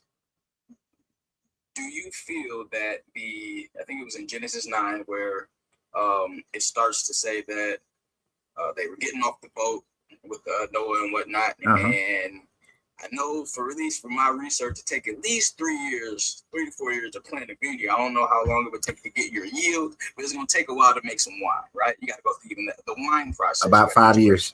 About 5 years to get a good wine is usually 5 to 7 years. Well, I call content, right? Okay, Mhm. okay. All right. So with that being said, obviously we know in Genesis 9 he kind of skips things. He planted a vineyard, then he became drunk out of nowhere, right? Right. Now, I argue with a lot of people on this, and I just want to know your opinion on it. Okay, I feel that Ham had nothing to do with it.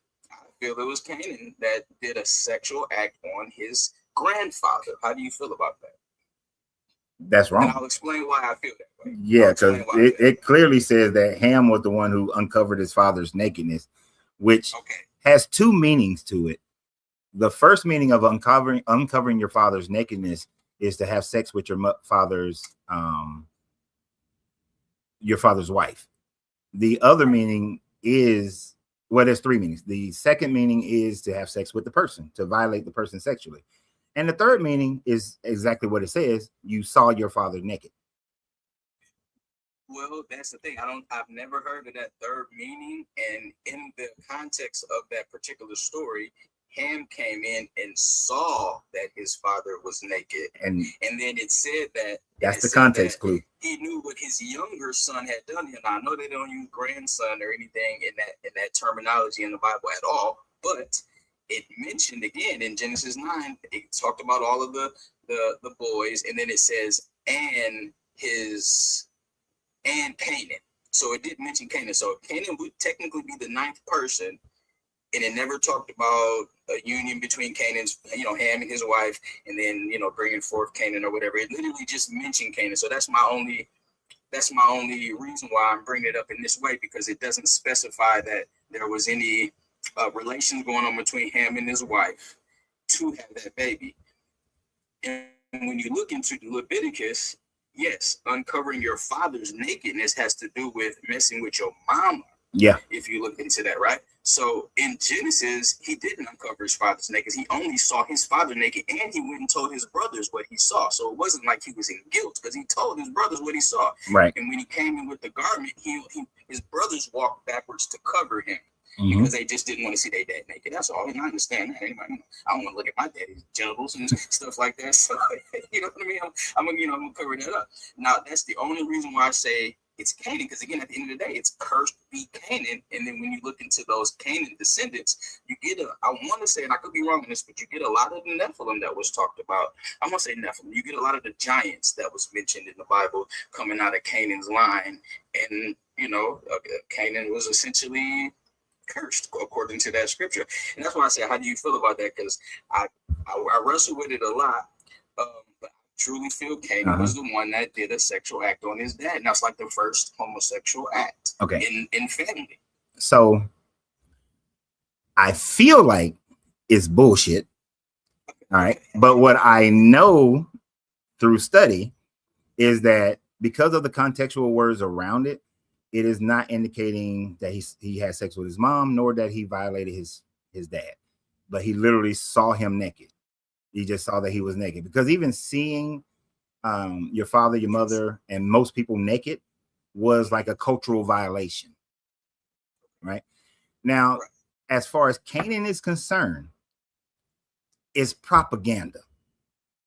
The writers of the time frame that Genesis was being written is over the time frame of the Assyrian conquest through the Babylonian conquest. So it was started being writing while they were under Assyrians, and it was kind of finished editing during the Babylonian time frame. What they were doing was writing propaganda against the Canaanites, because that was to them their mortal enemy, because that's where they came from. They need to make the Canaanites look as bad as they possibly can, because their God Yahweh was a lower level Canaanite God. I was going to say, you got to be a Canaanite deity, right? Yeah, he was a Canaanite deity. So a lot of the writings concerning Canaanite people is propaganda. So they had to establish where this hatred of the Canaanites come from. And so instead of him punishing Ham or cursing Ham, he curses Canaan. Doesn't curse any of, because Ham at this time frame, I think he had like 6 or 9 children. I think it's 6, but he had like 6 kids. He didn't punish none of the other kids. He didn't punish Cush or Put or Mizraim. He punished Canaan because the Canaanites were their sworn enemies. See, that's right. And again, I got to go back and look at it again because I know the next chapter will be the Table of Nations, and that beginning of chapter 10, and that's when I know they are describing those children. But just in Genesis 9 alone, right?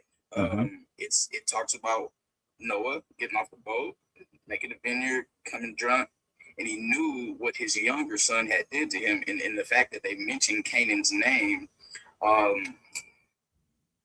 in that I just felt like, and if his curse be Canaan, and then you gotta look at all the things that happened with Canaan. I know that you were saying like it's a propaganda thing or whatever. It's just that I know they didn't use grandson. He knew what his younger son had did to him. And I'm only going in English. I only understand English. I don't know the language. Well, Ham was the youngest of the three sons. Okay.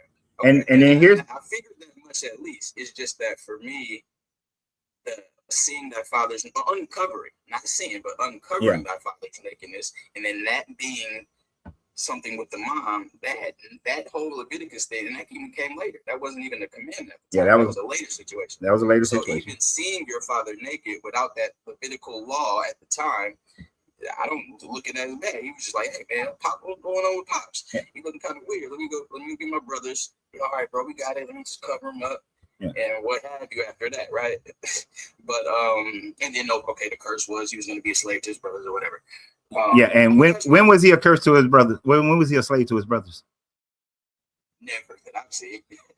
But I mean, I look at that. There's one small part where you can say it, but it's not widespread. There's a small part when the tribe of Dan and I think that one of the tribes of Manasseh couldn't fully conquer these Canaanites, so they made them their slaves. Right? That's the only time. There's no widespread where all the Canaanites were slaves to the Shemites. Never happened. And let me tell you something else that you just exposed, so to speak. This is one of the reasons why we know that none of these books were written during the time frame of Moses, that they were all written while they were under Assyrian and Babylonian captivity, is because the Levitical laws are written at the chronological time frame of Moses, but yet they're implied in the earlier parts of the Bible. Right, and that don't make sense. Exactly. But they say he wrote the first 5 books, which to me, I don't even understand that. He would have to written about himself and know of himself prior to becoming a human and all of that kind of jazz. Yeah, that's different. And the fact, and the fact that we know historically he never existed makes it even worse. Exactly. So, all right, that was the only 2 things that I would say that I had a question on. I was wondering. I know you had a couple little spots at the bottom. I was going to say that might be a good one to throw in there. Yeah, that is a good one. I'm going to add that one to this conversation when the next time we have it. Okay, cool. All right. Appreciate you. Yeah, take care. Thanks, Guru. Yeah. So Dalius super chatted $2. Thank you for the super chat, Dalius, but he ain't put no comments on it. But then Dalius came back and he super chatted $5. And he said, when it said that Jesus cast demons into the hogs, why it sounds like he screwed a hog and killed them because he was ashamed.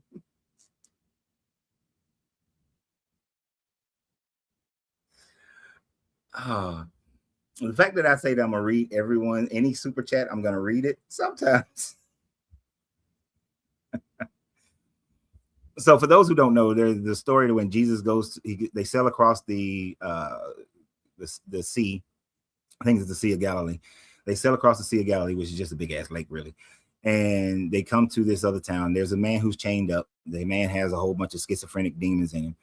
And so, but they recognize it has only been since the 20th century that we said that it's not demons, it's schizophrenia.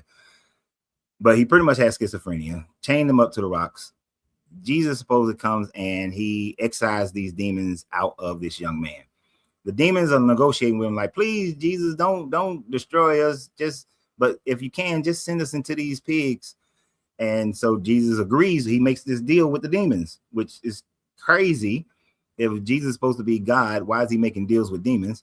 But he makes this deal with the demons. The demons go into these hogs, and these hogs go running off a cliff. Dallas is saying that it sounds like he screwed the hogs. in that story. But there's two interesting things about that. Why is he making a deal with the demons? And then the other part is Jesus is an asshole in this situation. Just pig farming was a low caste job. Like you were of the lower caste if you did pig farming. And some poor pig farmer lost his livelihood because Jesus made a deal with some demons. And people say you want to go with the morality of Jesus. So, hey, because I made a deal with demons, I'm going to fuck over somebody and they whole livelihood who is already poor. I'm going to screw over the poor and kill all they hogs because the Israelites didn't eat pig, other people around there ate pig. But actually, during first century, most Israelites didn't eat pig, but like way back when, northern Israelites were eating pigs. But this dude he was providing pigs. So he could have been providing pigs to the Romans, to all these other people who were living in Judea. And he was a poor pig guy. He's already poor. He's already at the lowest level. So Jesus just took these people's livelihood because he made a deal with demons. Tell me again about how Jesus is this moral character. I'm really, really struggling to find this morality in this Jesus character. Let's see.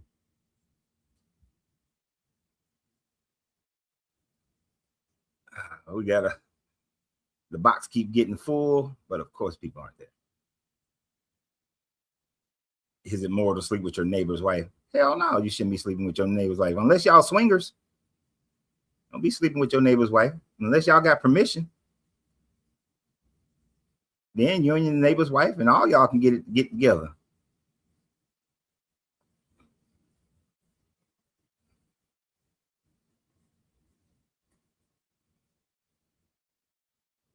He said, is it moral to sleep with your neighbor's wife? Well, there you go. Jesus sounds moral. That makes no sense. I never watched The Exorcist. Got a lot of people who clicked, but we're not coming up. Yeah, that hog story is crazy. And people only like talk about like, yes, and see, Jesus got rid of the hogs. He was a miracle. He performed a healing. Let's look around that story. There's a lot of bullshit with that story. I'm clicking on people.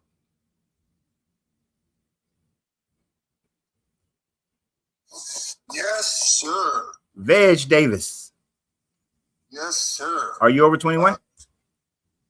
I'm 70 years old, sir. Oh, all right. And are you a believer? I just want to make it clear that I am tolerant of all people's faith. Okay. That I believe everyone's belief, whether they're Protestant, Catholic, Lutheran, Nazarene, if they are true to their faith and they're not hypocritical of their faith, then I respect all faiths. So you respect their faith, but you don't believe in their faiths. I do believe in the faiths of all people's faiths, and let me explain why. Because when people gather together in, let's say, a church or a synagogue or wherever, if people gather together and they're sincere in their love of each other, and they're sincere in their intent to do good for the world and other people. For example, religious organizations have charity. So in other words, I sponsor an orphanage in Uganda of 180 children. All right. That's what I spend all my money on. And I have a GoFundMe for it, but whatever. Okay, I'm not trying to, and I'm author of 2 books and 70 magazine articles. So awesome. What I'm trying to say is that I respect all people's faith as long as they're not hypocrites to their faith. You see what I think? All faiths are sacrosanct. In other words, if you believe, I'm with you. If you're a Catholic, then your dogma is sacrosanct. But if you're a hypocrite to your own faith. In other words, the will of God will not lead you where the grace of God cannot keep you. If you're a womanizer, a gambler, you're on schmugs, you know what I mean? Then how can you be true to God? You can't say, well, but do you recognize that being true to your faith has changed in every generation? I realize, and I've written 2 books, and I explain all this in my books, that the society has become demoralized, in my opinion. But the point I mean, the point what I think is very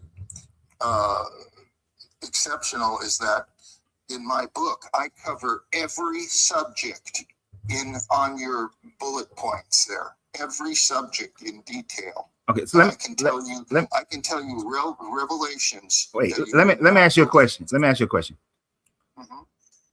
So 100 years ago, when Christians in America came together in their churches, and they said women shouldn't have the right to vote, where you say you think that they were right?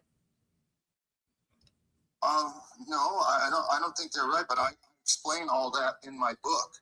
I talk about women's rights. I talk about equal rights. Okay, that I understand. But what I'm saying is what I'm getting at here is that you say that as long as people come together in love and harmony and all this sort of thing in their different religions, which sounds very like omnism, but at different time frames, those very same people, the ancestors of the people today, were coming together to do things that you now disagree with, and they were doing it based on their religion. And 100%. In other words, I love some of the things that you said. I was listening to you, and I was getting, as I have things to do, but I thought it was very important that I make my statements, because listen to this. What I'm saying is the reason I have all respect for all faiths is because, like I said, certain things in modern society are not considered acceptable under certain religions. You see what I'm saying? But I'm telling you that I'm a Zen Buddhist, and Zen Buddhists never went to Africa to take slaves, but Christians took slaves in Africa for 450 years. And the reason Buddhists didn't do that is because of the dogma called ahimsa, which is in the English dictionary. The word is in the English dictionary. It's very clear what it means. AHIMSA. But so were you okay? But were you okay with them doing that? What? Were you okay with them doing that? No, let me explain something. The word ahimsa, AHIMSA, is in the English dictionary. It means non-violence. I understand that. Sacredness of all living creatures. Okay, so to take a slave, you have to commit violence, number one. Because a person who becomes a slave is not just going to say, okay, see ya, I'll see everybody. I'm just going to go along with these people. No, you got to be taken forcefully, brutally, to be taken into a slave. I understand. Okay? I understand. That's one thing that goes against the. Hold on. I understand. And then the sacredness. Veg Davis, I need you to hold on, because I don't let Christians preach. I don't let nobody preach on my channel. Okay. I'm clarifying what I was explaining. You're not tackling what I'm saying. And what I'm saying is your first statement was that you respect everybody's religion, and that all their religion is sacrosanct. But there are things that are done in religions to this day that I would wager that your morality would be against. For instance, in Islam, in some Islamic countries, they circumcise little girls. No, I'm against that. I'm against Sharia law. So then you can't say that everybody's religion and your morality is sacrosanct then. Yes, as long as it doesn't, in the eyes of society, in other words, in the eyes of the majority of society, doesn't feel that that's evil. That's the way I look at it. You're right. I think that Sharia law is definitely not a good thing towards humanity. And in other words, in my book, I explain the lifestyle that would never, in other words, as a Zen Buddhist, no, there would be no violence in society. Right. So Okay, all religions aren't that's so what- all religious positions aren't sacrosanct then. Well, okay, let's say virtually then, because you're right. I agree that Sharia law, in other words, they say that 2/3 of Muslims in the world practice Sharia law, or 1/3. I forgot correct me if I'm wrong. I'm not sure. But I don't agree with Sharia law, which people believe that we should be unalived for not believing in what they believe in. Now, I believe that's incorrect. So in other words, there is exceptions to the rule, but in essence, virtually, I try to respect all people's faith as long as they're not a hypocrite to their own belief. You see what I mean? Mhm. But a lot of times I see people trying to petition the Lord with prayer, that people make selfish. I don't like that when I see people making selfish like prayers just for themselves, for wealth or power or whatever. I think that's a not a good practice. You see it. I see flaws in all faiths, but I respect people for having dignity and trying to be good people. In other words, I know good people who are Muslims. I know good people who are Jewish people. I know good people who are Hindu people, and of course Buddhist people. I mean, I know people of all faiths, and I respect them, and I like them as people. And there's other people of those faiths that I don't like. You Right. know what I mean? Yeah. There's people of different, there's white people No, that I'm I with really you. don't respect. I'm with you. So There's black people I don't respect. So basically, as long as somebody's religion, what they're doing in their religion is not taking away someone else's agency, you're okay with them doing that part of their religion, but not all parts of their religion, because many parts of the religions violate people's personal agency. Right. Okay. So I've covered that, but what I've done is I have studied the first century, okay, about Jerusalem, right? Mm-hmm. And I have studied major history books. I've studied Fordham University research. I've studied. Okay, the I need medieval you. source I'm getting close to the time frame where I get off, so I need you to get straight to the point, direct.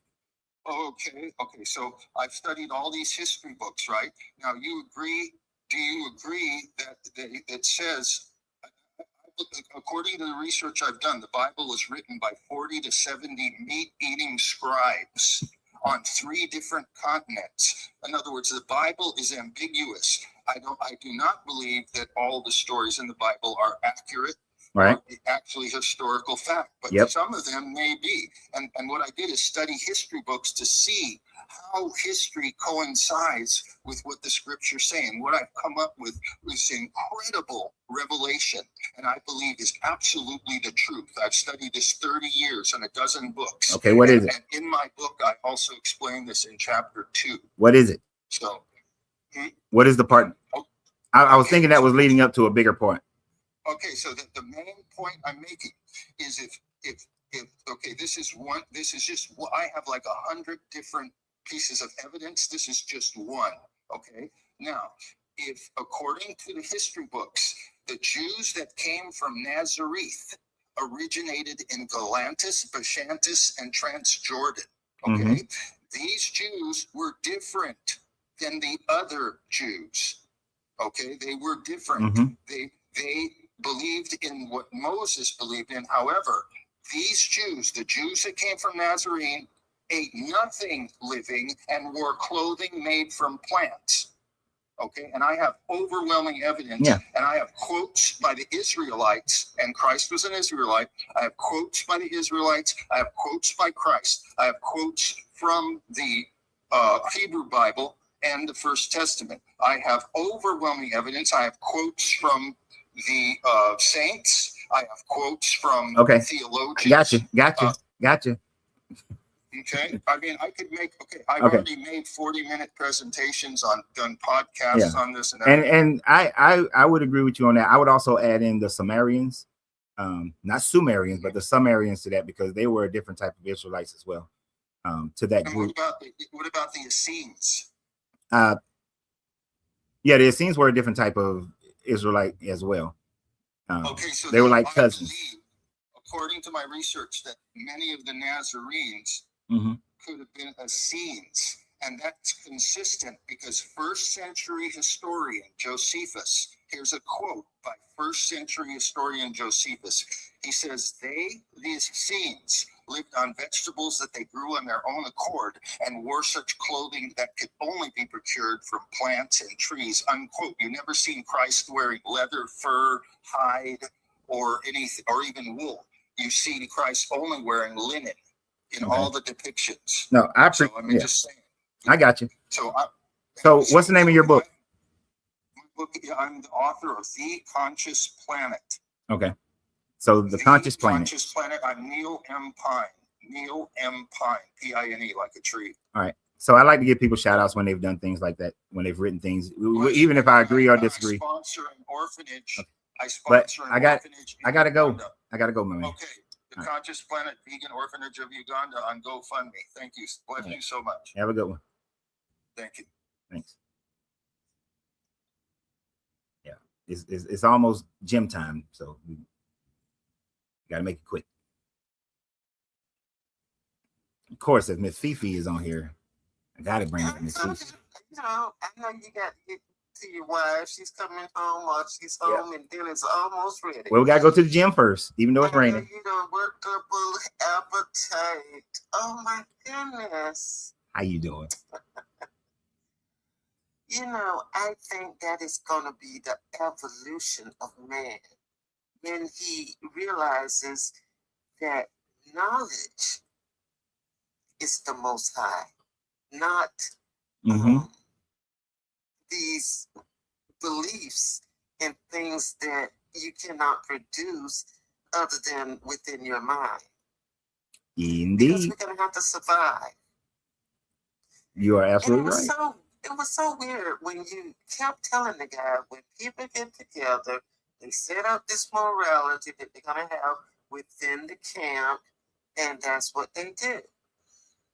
But he couldn't fathom that a person can relate to another person and come up with some rules. They needed a God to tell them what to do. Sadly, that's the part. That's why I had to let that conversation go, because like you are applying your God of the gaps because your God has to be the creator of all things, but you have absolutely no proof of your God's existence.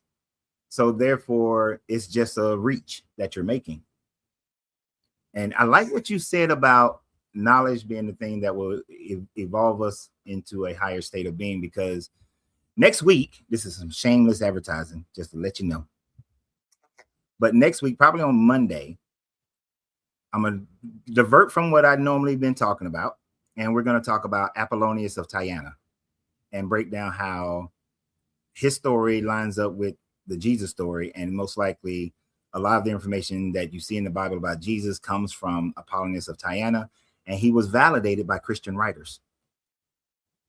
And, so, and his teachings were a Neo-Pythagorean style of teaching, but he also traveled to India under the Burmans, traveled to Egypt, traveled to all these different places, and had a mindset similar to what you see with, as the other gentleman was talking about, the Essenes, the Nazarenes, but his thing was knowledge is how we attain divinity, was his teaching. But I ain't gonna go deep into it because we're gonna talk about that on Monday.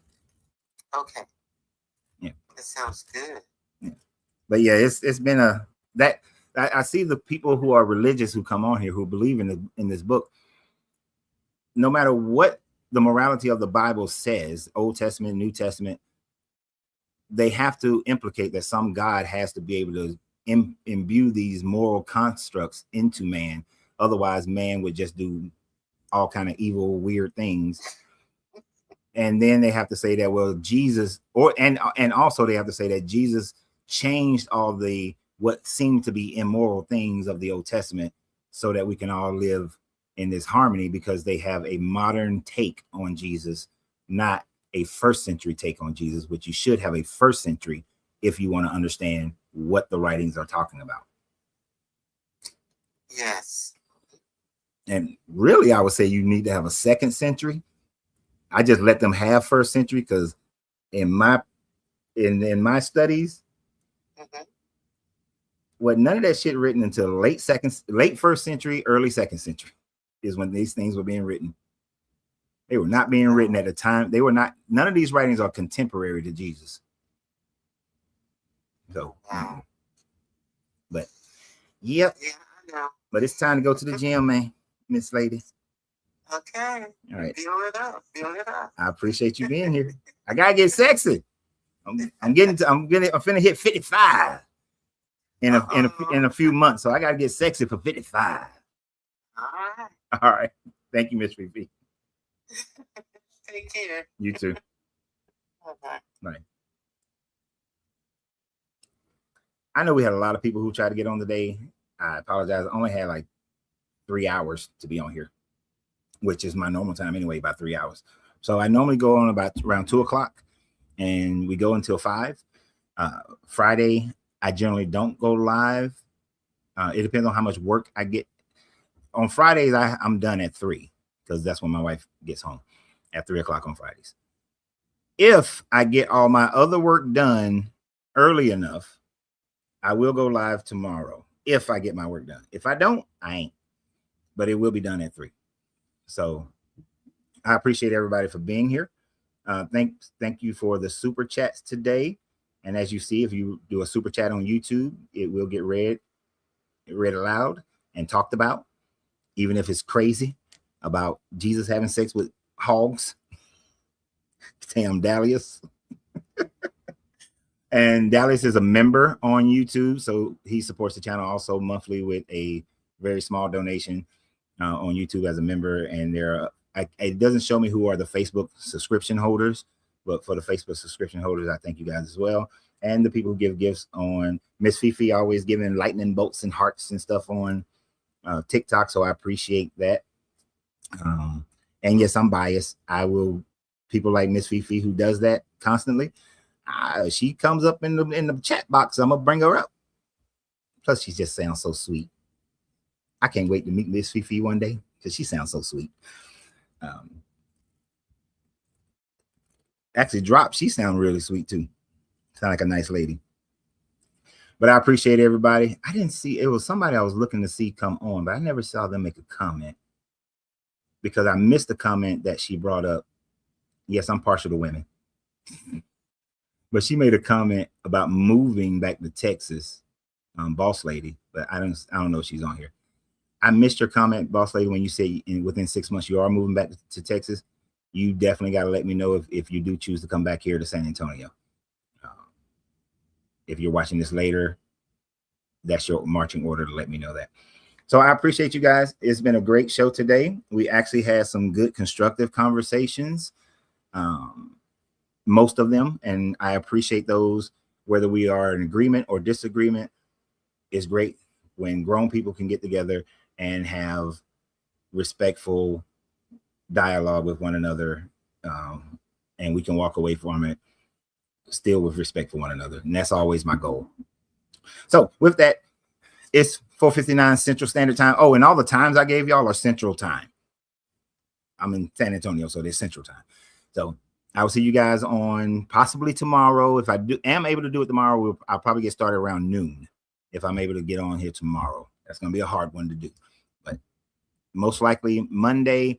And start read up on Apollonius of Tyana, because I think that'll be a good conversation in a comparison of Apollonius of Tyana to Jesus, and that being a template for the Jesus narrative that was written so long after Tyana had traveled all through the Levant, India, Rome, and we're going to see a lot of similarities between the two.